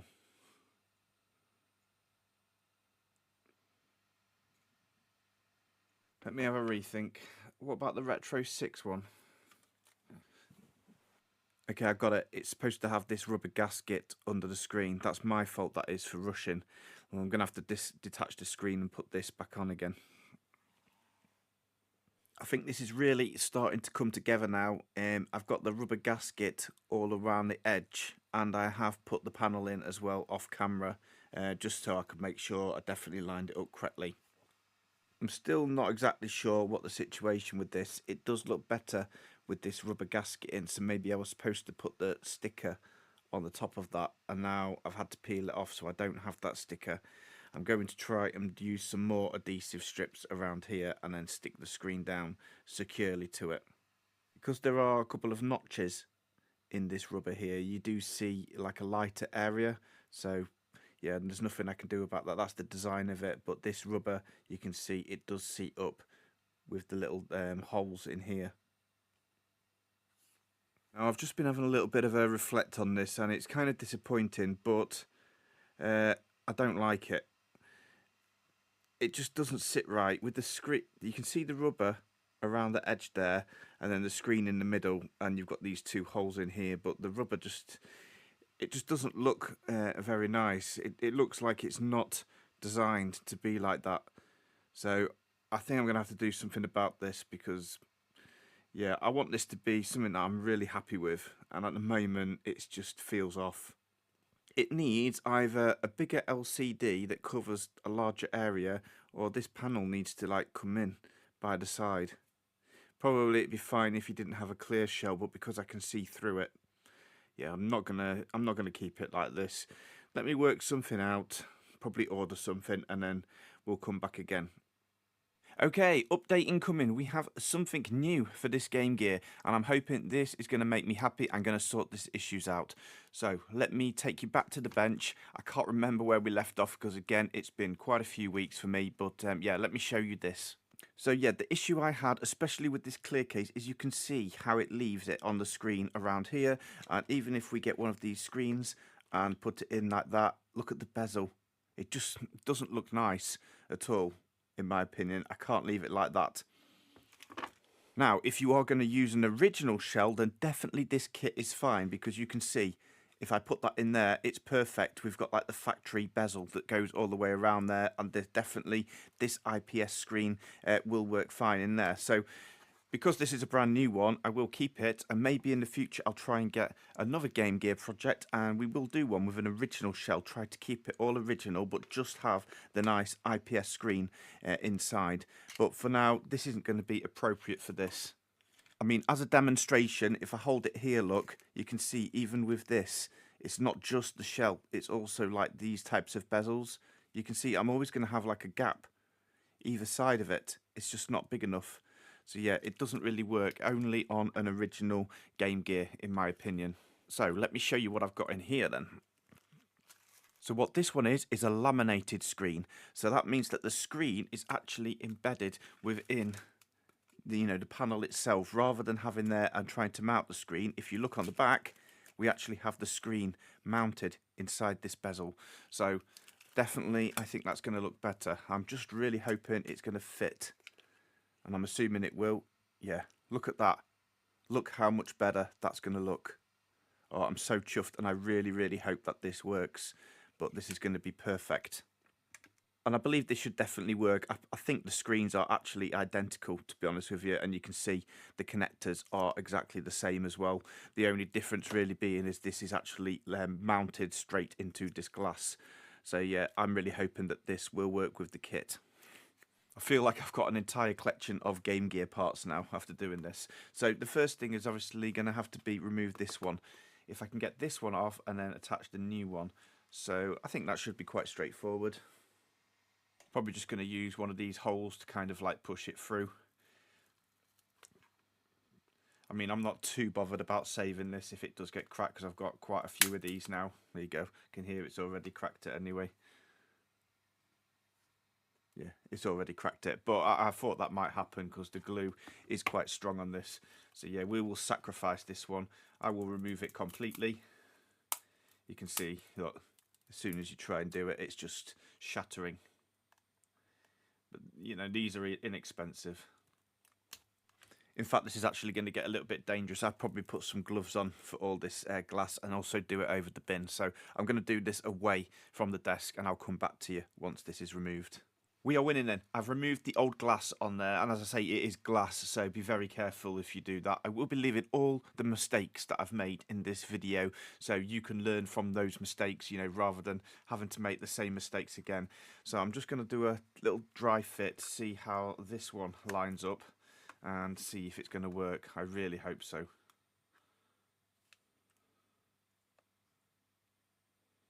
Let's put it that way, it was never going to be that easy, was it? No, this doesn't line up as well. Oh. So the actual curved shape of the screen fits in perfectly in there. That will work. But look at this. The screen is a lot larger than the hole that's there. So the screen needs to go down, and the screen needs to sit like inside the hole. Otherwise, this is too raised. It's not going to stick down. Look, there's a gap there. Whew. I think this project's going to end up breaking me. I've never done any serious modding before, but hats off to people that do mods, because it really isn't easy, and there's a lot of trying and experimenting and things like that. Now, I can see a way forward with this, so we will continue, but it's not going to be easy. Let me show you. So what I'm going to have to do is line this up perfectly, and because it is a clear shell, again, it could be made easier. So I can see there, the hole for the LED will be there, and I'm going to need to modify and cut this shell out to get it to fit. So I'll probably have to draw out an outline, and then I'm going to have to grind away or cut at this shell, use a Dremel or something to enlarge the hole on there so this screen can go through. I'm just wondering, am I going to clear the posts or not? Very close. It's the bottom two, look, that I'm worried about. And this thing. Yeah, this is a tricky little job. So I think I can go just below that top post, and I think it would be better for the hole to be slightly bigger rather than, you know, slightly smaller. Then I've got a little bit of wiggle room when I stick it down. So I'm going to probably try and enlarge the hole as much as I can, you know, from the top and around the sides down to the bottom. This alignment pin won't be needed anymore because that was to line up the screen, and obviously we've got a laminated screen now, so I can just cut quite a large hole in there. Alright, let me pencil that out and we'll give it a go. Again, that'll be one that I have to do off camera and come back to you when I've got some results. But you're not going to see anything, so when I do cut away on the plastic, that's going to cover everything. So I think it's quite forgiving. So you can see what I've done here. I've just marked in the little blue marks in here. They're the four corners of actually where the screen will go. So I'm going to mark out and just slightly overcut that, I think. But I tell you what, guys, you do need to have a lot of patience and a lot of time if you're undertaking this type of project and doing these, you know, DIY mods yourself. It is quite stressful, especially cutting plastics and things. Now, what would have probably been better is with this particular screen, there are already shells that are like pre-cut and everything that you could get with this kit. So that would just like literally drop in. That would be so simple. But I don't want to keep buying and buying more and more things. I really like this shell, the Retro 6 one. So yeah, I'm going to have to just kind of use what I've got at this point and make use of it and see how we go. Let me bring you back a finished article. Okay, that was a little bit of work, but what I've done is I've used a saw to go around it and then used a file just to, you know, tidy up the lines a little bit. And this is what we are left with. And I think it's come out quite well. I mean, it's not obviously perfect, but it doesn't need to be as well, because I say this is a laminated screen that's going to cover all of this. So the most thing is that we can line it up properly. That's what I'm hoping. I'm just going to do another test fit. All right, let's pop the screen in here. And I can feel it sits completely flush now, and there is a slight bit of like wiggle room left and right. As you can see here, we've got a little bit of play on here, so we can line it up like perfectly in this hole here for the LED. That's going to line up nicely, and we have got clearance for the ribbon cable when the screen is in. If you can see there, it's not going to trap against the ribbon cable. I think we've got, you know, plenty of clearance there. So, all in all, I am extremely pleased with how that's gone. And I know it's a lot more work, but I think the end result, that is going to look amazing. I'm really happy with that. So, I'm just going to clean up a little bit more speck of dust off here, and then, yeah, I'll try and peel that and stick it on. Okay then, wish me luck. Let's get the peel off. And we should be able to stick this on. Now I don't want to, probably only got one shot at this. I might not be able to film it very well because I'm going to aim for precision rather than trying to film it. I'm going to use the LED hole as a line. Okay, that's lined up. I think we're pretty good, to be honest. There. Yeah.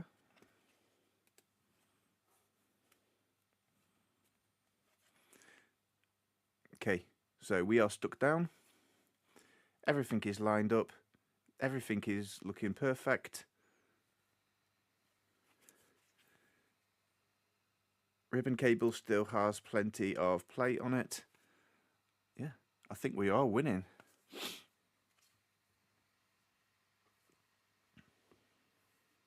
I will leave the protective film off for a peel reveal at the very end, and that will just keep it protected while I continue to work on the rest of this. I genuinely think that this is starting to come together now. I am starting to get a bit of excitement that we could actually see the end of this project. Where's my HDMI board? I'm just working out what is needed, and obviously that's going to mount in there, but we have got the metal on here and I don't want it to short out like on this HDMI connector, or there is an exposed bit down here. So I think that's the idea of this insulating film. So I guess we just stick that onto the back here just to give it some insulation. So it's literally just that then, insulating film. Interesting. Let me put that on there. Okay, so that is stuck on now, and hopefully that will prevent me from having any shorts or any issues. By the way, I've also got one update as well. As ordering that screen, I also managed to get these from AliExpress, and these are brand new speakers, which are supposed to be upgraded speakers. And as I mentioned before, the good thing is with this Retro 6 one is it's actually got dual speakers in here, so we're going to be able to turn this into a proper stereo unit rather than the original just, you know, single speaker on here. We're going to have both speakers attached, so I'll also be putting those in as well, but I don't think we're quite at that stage yet. I think the only thing we need to do now is, I'm pretty sure it's these ones, but I think we need to solder the little wires that go to the button, and that will just allow us to like control like the brightness and the settings of the screen with those ones attached. And also, because we are doing the audio on the HDMI, we will need to solder a little wire, I think, for the left and right audio. Maybe it's these, L and R here. Let me do a little bit of research, because it's been a while since I looked at the schematics on this one, and find out where to solder all our wires. Right, so let's have a look at these test points then on the board that we need to solder. We've got 3 buttons by the looks of it, button 1, 2 and 3. We've got our 5-volt power supply. We've got BK, which I think is for the backlight to turn the brightness up and down. And SMS, I'm not sure about what that is. Maybe that's a signal to turn on the board when a device is on. But we're going to need all of these, so I'm going to just get a bit of flux on these, apply a bit of solder and get my wires prepped up ready. And then if we scan over to this side, yeah, these are the audio ones that we also need as well, a right and a left. So let's pre-tin these pads then.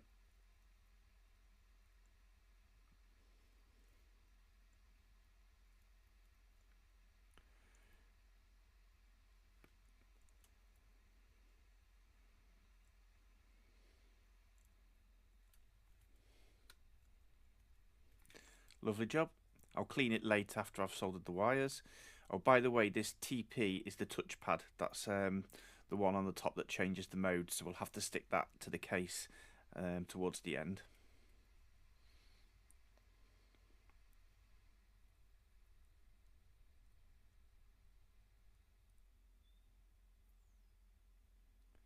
Lovely job.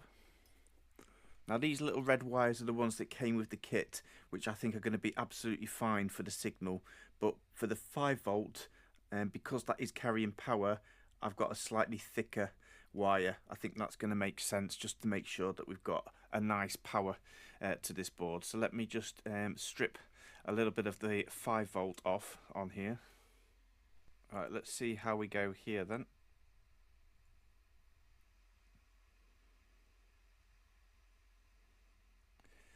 That's looking good.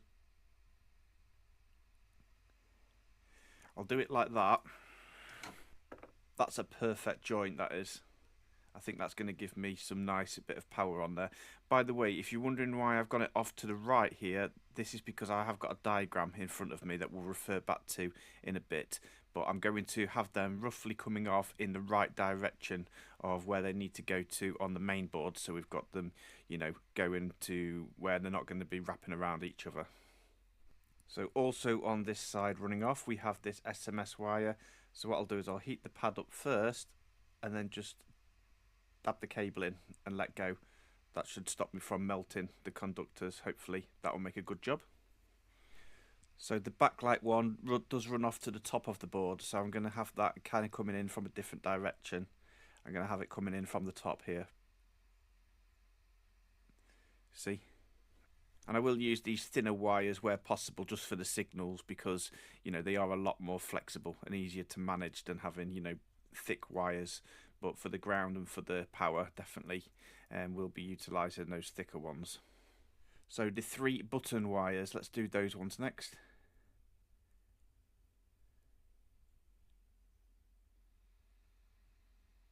Perfect. And these are all going to be running off to the left hand side of the board.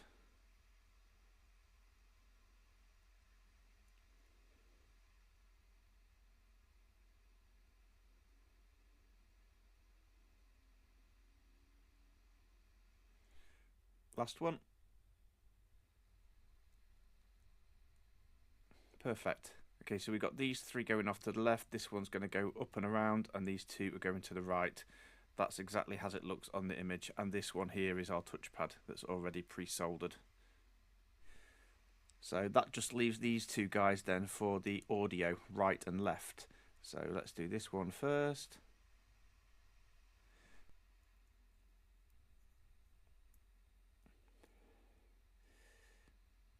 It's soldered, but I like it to be perfect if possible. Perfect. I'm actually really enjoying the soldering part of this. It's quite therapeutic actually, compared to doing all that case modding. Let's try and see if we can leave it nice and clean.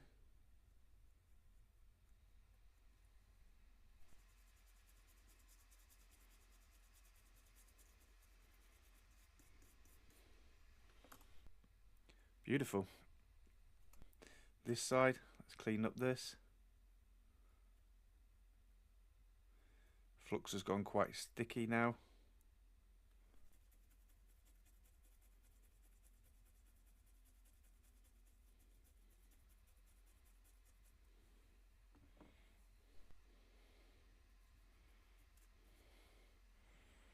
I've just double checked the instructions, and before we solder those wires, apparently what we do need to do is connect this test point to this resistor T10 to R23.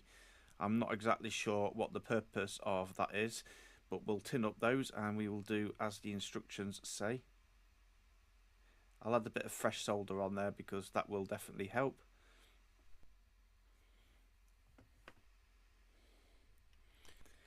Right, that's nicely connected to that test point. See if we can just gently nudge that in. I think that's it. Again, we'll clean as we go.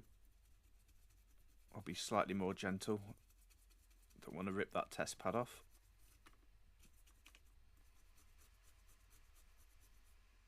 Feel like we are full steam ahead with this now. Right, I'm trying to keep things as neat as possible here. So some of the cables solder onto the front of the board and some of the cables solder on the back. So these ones are positioned up here, which are going to solder on down here somewhere to these resistors for the buttons. That's fine. These two here for the power and that SMS, they are on the back of the board. So my idea is actually to put them down this channel because I think there's still going to be enough room for the screen cable in there. That will stop them from, you know, being pinched. Otherwise I'd have to like shove them down there or like in here, and I think they'd get trapped. So I'm going to go with that method, and then the audio is going to go here to, I think, some of the capacitors. So I think we are all lined up with where we need to be. And the backlight finally is going up here, and it's going to solder somewhere, you know, to the backlight wheel, which is that wheel here. So I think we are set, and I'm going to start off by trying to solder these two wires to the correct pins because it looks like they go on the underside of this game card slot. So just to make sure I don't snag these wires at all, I think I'm going to just be extra careful and just put a little bit of Captain tape on here just to hold them to the back of the PCB. I think that will be a good idea. And this little SMS wire is supposed to solder to this second pin here. So let's have a look how we're going to run there. Now, I don't want it to look messy with the cables. At the same time, I want to leave a little bit of movement, a little bit of wiggle room. So I am going to overcut them, I think, a little bit, just to give me that movement. So it goes here. Now I think that's going to be too long looping around there. So probably we will cut it like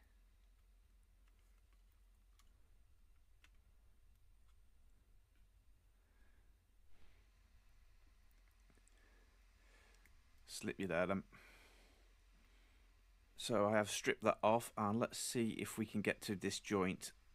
I don't know if we're going to need a bit of extra solder or not. Probably. just so awkward to get in at this angle. I think we've got it pretty good there. Definitely nothing is going to short out, and that is a nice secure connection. You can pull that PCB up, you can see it there. Now the VCC is apparently the 6 pin along. 1, 2, 3, 4, 5, 6.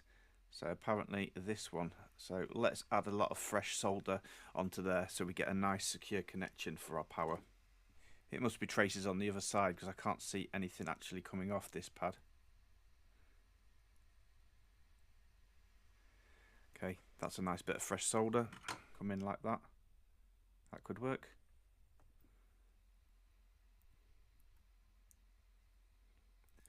Alright, let's snip it here then. About there. No going back.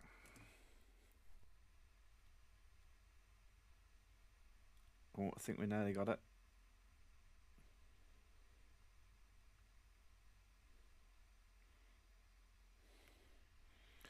Maybe that's fine. And then we can just trim away this excess.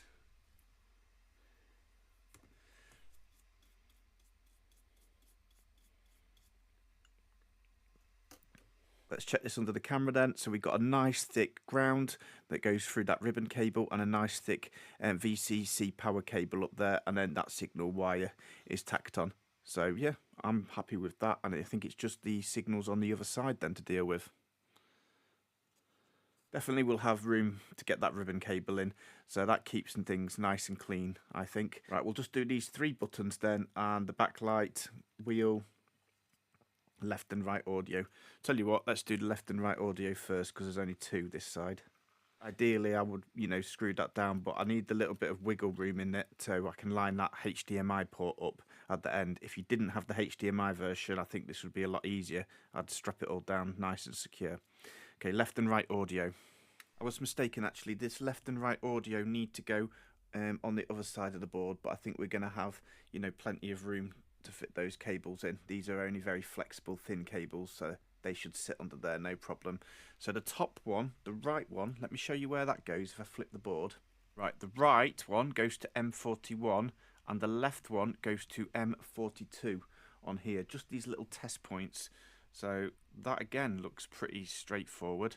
I will just move them out the way and we will flux up and add a bit of fresh solder just to get a nice connection onto them.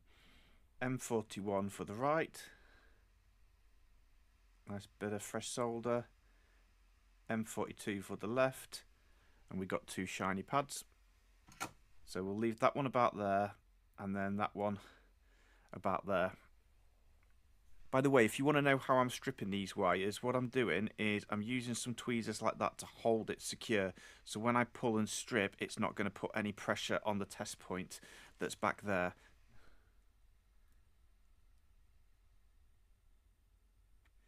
Perfect.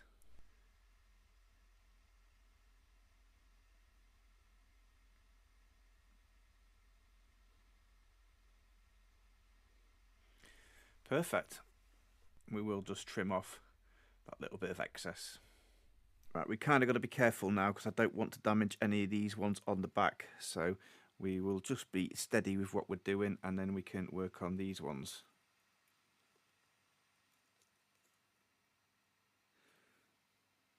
Stephen, thank you mate, appreciate your subscription. And we got Guilty One, Smokey and Jason before that as well. You just happen to have subscribed while I'm filming this video, so thank you very much. Yeah, you still got a little bit of movement there, a little bit of wiggle room to play with, which is always going to be very handy at the end. Let me show you where these buttons go then. So you'll be able to see here the gold pads. These are the buttons on here, and there is a capacitor linked to each of these gold pads. So this one, if we go down from the trace, we've got C38 and we want to be on the right hand side of it. And then we've got C37, so we're going to be, which is going to this pad, so we're going to be on the left hand side of that one, away from the trace. And then we've got C36 on here, so we're going to be on the underside of this one.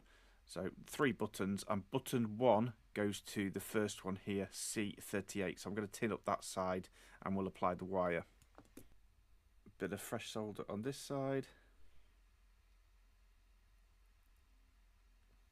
That one.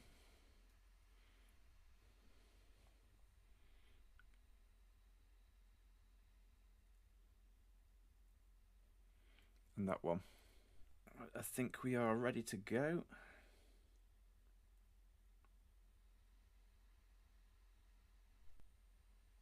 Alright, come on.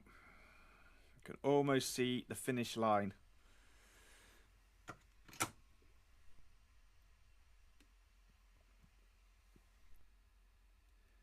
Come on, melt.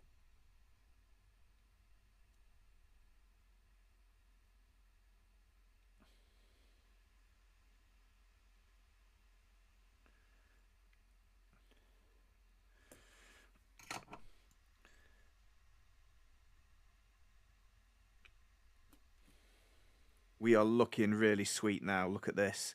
The way I routed the wires, by the way, like this, is deliberate because I don't want to interfere with the touchpads themselves on here. So yeah, they're not crossing over these touchpads. So just bear in mind there. Just otherwise, you're going to have problems when you go and press the buttons, I think. So all being well, we just have one single wire to solder over to this contrast wheel, and I think that is every single thing of the mod completed. Wow. Okay, let's solder that quickly then. So for this one, we are going second pin of the contrast wheel, this one here. I don't know if anybody is still with me on this video, but I hope you're as excited to see this working as me after this journey.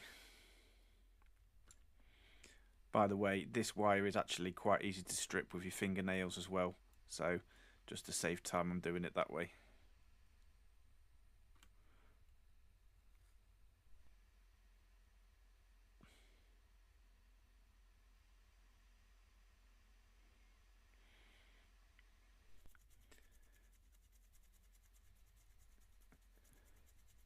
Okay, job done then. Let's get this assembled in the case and let's see if this works. I'm going to share the moment with you on camera to see if we get our picture and audio and all that good stuff. So it might still be a little bit fiddly yet to get this in the case. So we will do that now.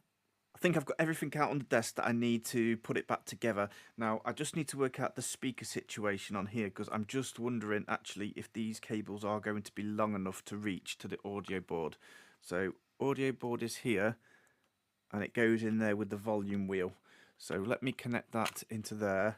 And we do need a couple of screws to hold that in place. Let me find those. Yep, that's nice and secure back into position, and I've got nice control over the wheel on the outside here. And you can see the headphone jack also comes out nicely out of there. So when this is connected here, that speaker needs to go up there. This is the bit that I'm worried about. It's going to go like that. Is that going to reach right up there? Or is it going to cross over all the circuit board? Well, that's one good thing because I wasn't sure about these speakers, but they fit so really securely. I mean, I could probably hold the whole case of that speaker. So yeah, I'm really impressed. I thought I was going to maybe have to put a bit of hot glue around it, but it's a really nice snug fit. So I know you can't see very well, but it would potentially reach over there, but you've got to have the circuit board in. It's going to be a tight squeeze. We'll have to put that in after everything else is done, I think. Okay, we'll go with it. I might have to extend the wires. Now, that speaker is a pressure fit, by the way, but this one, it does come with this, because I don't know why this speaker is loose in there, but you do also, with the clear shell, get a clear plastic one to go in, so I'll screw that in to secure that one. Okay, we've got some decisions with the button choices as well. So I'm definitely going to go with the Blue Start, because I like that. These are the OG buttons on there, so they are the darker plastic, so we've got that opportunity, so we can keep something original from the shell and have original buttons. I kind of quite like that. The other option is we go like this, and these are the Retro 6 ones that came with the shell. So these are going to be the clear buttons on here. As I say, you do get a clear button for this, but I quite like that. And I'm thinking, yeah, they are nice and match the shell, but I quite like the solid buttons actually after trying it, and I say they keeps it a bit more OG with those buttons. And I'm not interested in doing, you know, some kind of fancy lights where the whole thing's flashing RGB and lights in the buttons. I think I'd like to keep it a little bit more minimal than that. And option 3 then is something completely different. These are going to be the contrasting buttons, so I've got the orange ones on there. I bought them because I thought it might be nice to have a contrast. So to me, I'm not going with the black clear ones. I think, I mean, this is always going to be personal preference. It's going to be, you know, but I think either the OG buttons, the solid ones, or the orange on there. Yeah, interested to know what you think though. I'm going to compare the D-pad actually. Maybe that will help to sway which way I go with this. Here's the D-pad then, the colourful one. Looks like that. And I'll quickly swap it out. And that's the OG D-pad. Obviously I'd have to clean that up as well. You know what? I'm really not sure. I do quite like that, to be honest with you.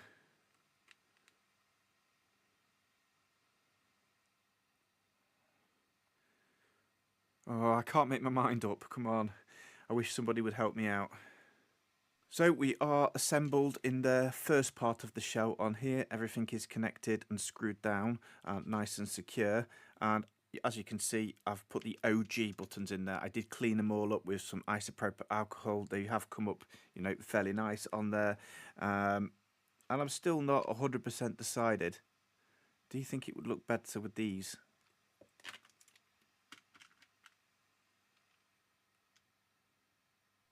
I'm so indecisive. I actually think that the clear ones I would prefer in there now. Right, let's put the clear ones in. Take it all apart again. The more I work on this Game Gear, the more issues I seem to run into. So the clear one isn't the same as that. You can see that it's got something on there as opposed to like a gap in there. Now this is the original membrane on here, and it's got like a nice ball bearing in the middle that sits inside. You can see it's like recessed in, so that ball bearing sits on there for wiggling around. Whereas the Retro 6 one has the ball like that on it.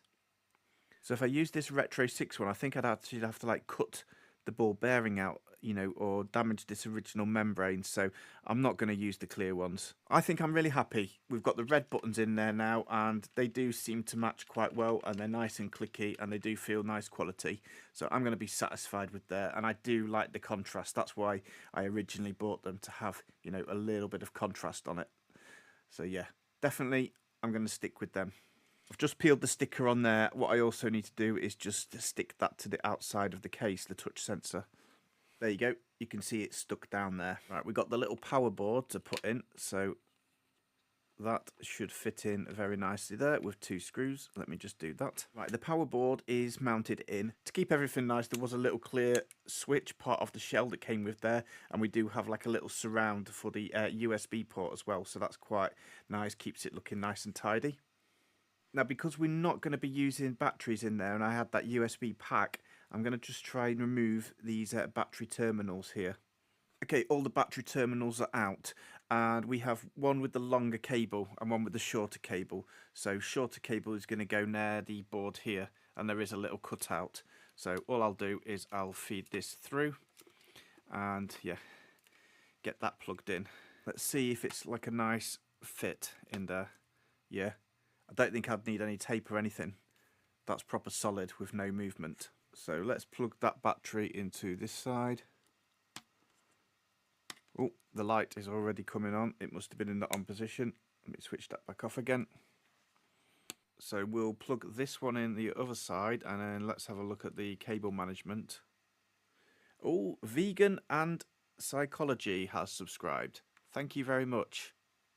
That's perfect, but we have got a lot of excess cable here, so I'm not exactly sure where we're supposed to route this. I don't want it to get in the way of the game card itself. I've just gone straight along like that and just looped it back on itself a little bit. I think that's clear for where the motherboard goes in. So we will now connect it. The only thing I was worried about is that speaker, so I will just be trying that as well. So we need to get that bit into that bit. I'm going to have to do this off camera and come back to you once I've done it. I have managed to plug the audio cable in. There wasn't enough length in there. Everything seems to be lining up perfectly. So I'm going to pop these screws in, and I think that's it. Okay, that is it. Everything is assembled then. All of the screws are in place, and I think we are ready to go, and we are finally ready to test this thing. What I'm going to do is tidy up the desk, and yeah, we'll test this together. Let me clear some room, and I'll also have to go and find the game as well to test this. Here we go then, here we go. This is the moment we have been waiting for. We're cleaned up, we've got the games ready, I've got my HDMI lead ready, and I think we need to do the peel. Now, let's get rid of this. Beautiful. Now, I can't call it. This has been an emotional and a bit of an epic journey to build this Game Gear. I am so happy with it. It looks incredible. I just so hope everything works on it, but there is bound to be one thing that doesn't work. But, well, let's try it. Let's try it together. And at this point, I really couldn't call it. Is it going to work or isn't going to work? Isn't it going to work? I have no idea. Genuinely, I have no idea. So, let's go with the Sonic 2.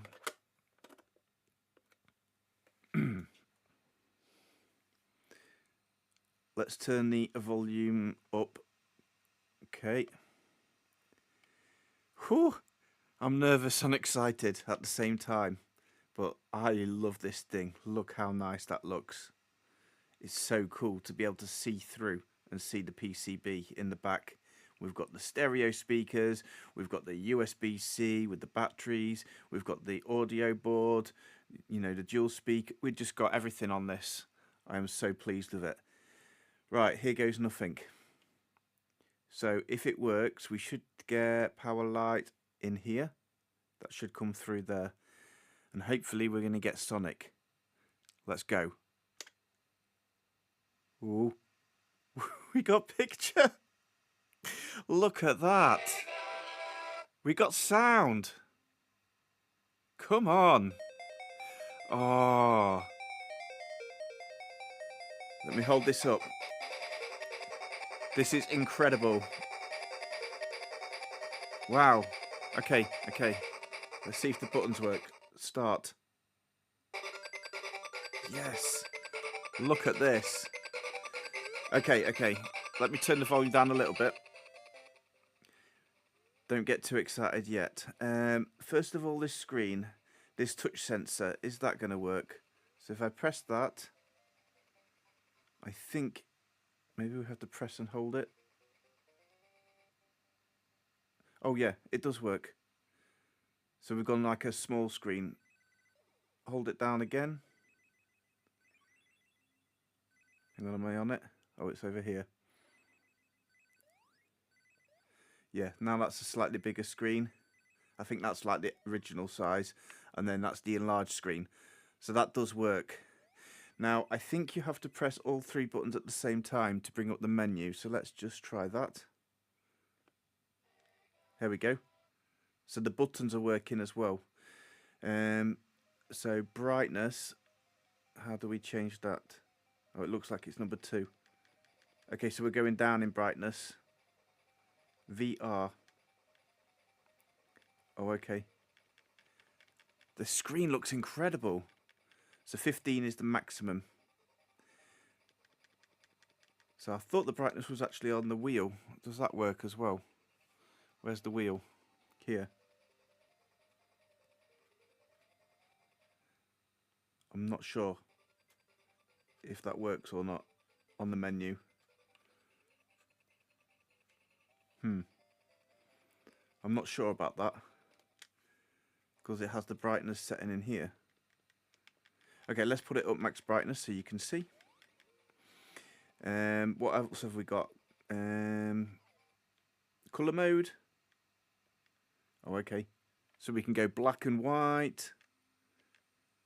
Okay, I'm not really bothered about all the fancy colours. Let's just go back to that colour mode 1. That's going to be the standard one, yeah? Pixel effect. Number 3. How do we change that? Oh, here we go. Oh, I can see, look. It's putting like grain. Look at the mountains, look.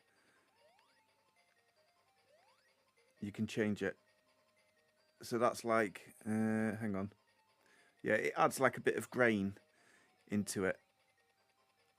And that makes it like probably more like a classic screen. Well, I'm going to go number 1. I guess that's the more modern kind of one to do. Panel ratio. What's that one do? Oh, okay. That does the same as the touch. So actually, you don't even need that touchpad. You can just use these buttons. Touch on, factory reset. So I guess we don't really need any of them. Okay, let's play. Let's play. Okay, start is pause. Oh, this is great. Right. Let's just make sure. Right. Left. Down. Up. Is he going up? Yeah, he's looking up. Jump. And jump. Every single button is working. Okay. We'll do some proper gameplay. Let's try the HDMI, but this is a fantastic result. Okay, let's switch off. Or do we leave the switched on? Let's leave it switched on. I'll plug in this little HDMI adapter. And let me get the HDMI cable. Oh, exciting. Okay, I have found the HDMI. So if we plug into here, we should get a picture in the magic rainbow in the corner. Let's see. Come on. Here we go. We've got it. So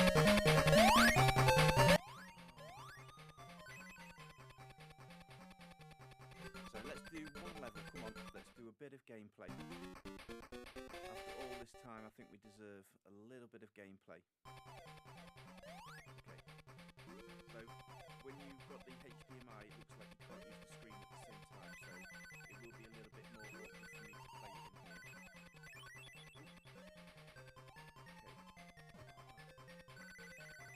Okay. I remember this. This is cool.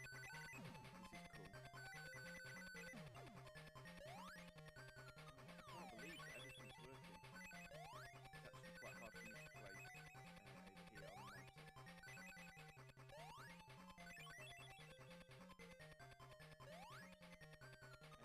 responsive as normal. All seems to be working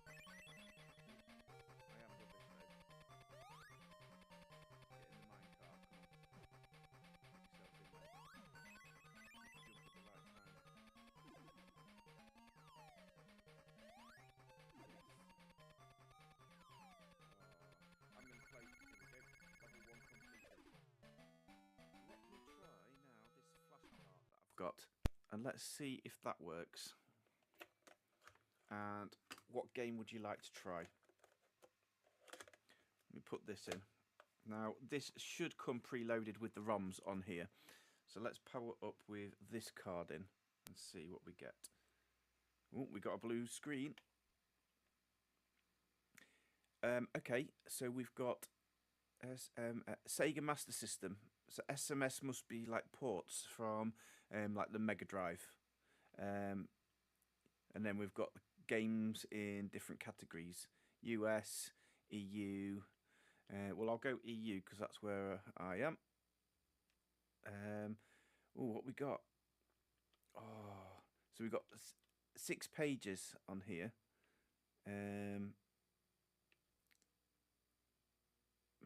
Micro machines.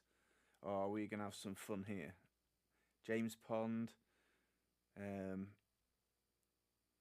Wonder Boy. Let me just go back to the US. Oh, 17 pages on here. Alien Syndrome. Oh, Aladdin as well. Used to play that. Let's have a look. Do we have... what about Terminator? I used to play that. I'm not sure what the actual game was called. What about the ninja one? Was it Rise of the Shinobi? Have we got that? Shinobi. That might be it. Or is it Rise? Okay, it must be Shinobi. Let's try that. Load and start. Erase. Right. So this must like write the game into some temporary RAM or something to run it. I guess that's how these flashcarts work. Here we go. Don't know if we've got... Yeah, we have got audio coming through. I can't hear it. Oh. It is coming through on the speaker as well. Turn it up here.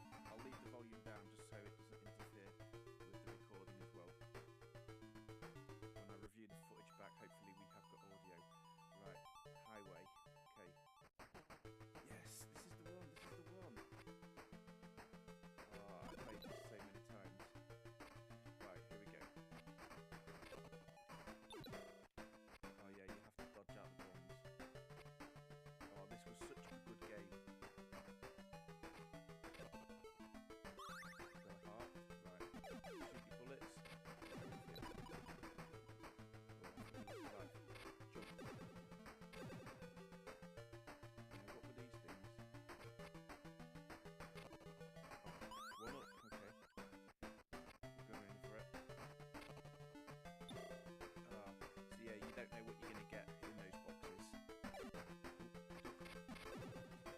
You have to get a bomb or some power up. So I realise this has been a long video. Thank you very much for sticking around, and we got to say a massive thank you to James from the My Nerd Cave. Please go and do him a favour. Go and subscribe to his channel because I'm so grateful that he sent me this, and I have been on an absolute mission getting this fixed and modded, and I'm really happy with this end result. I can genuinely say I am very proud to own this. I am going to play it, I'm going to enjoy it, I'm going to relive all of those retro memories, you know, from my childhood. I'm going to go through and explore all this game library, and I'm really excited and looking forward to doing that. So yeah, if you're thinking about doing one of these mods yourself, hopefully watching me do it has, you know, given you a little bit of guidance there on what probably not to do or what to do.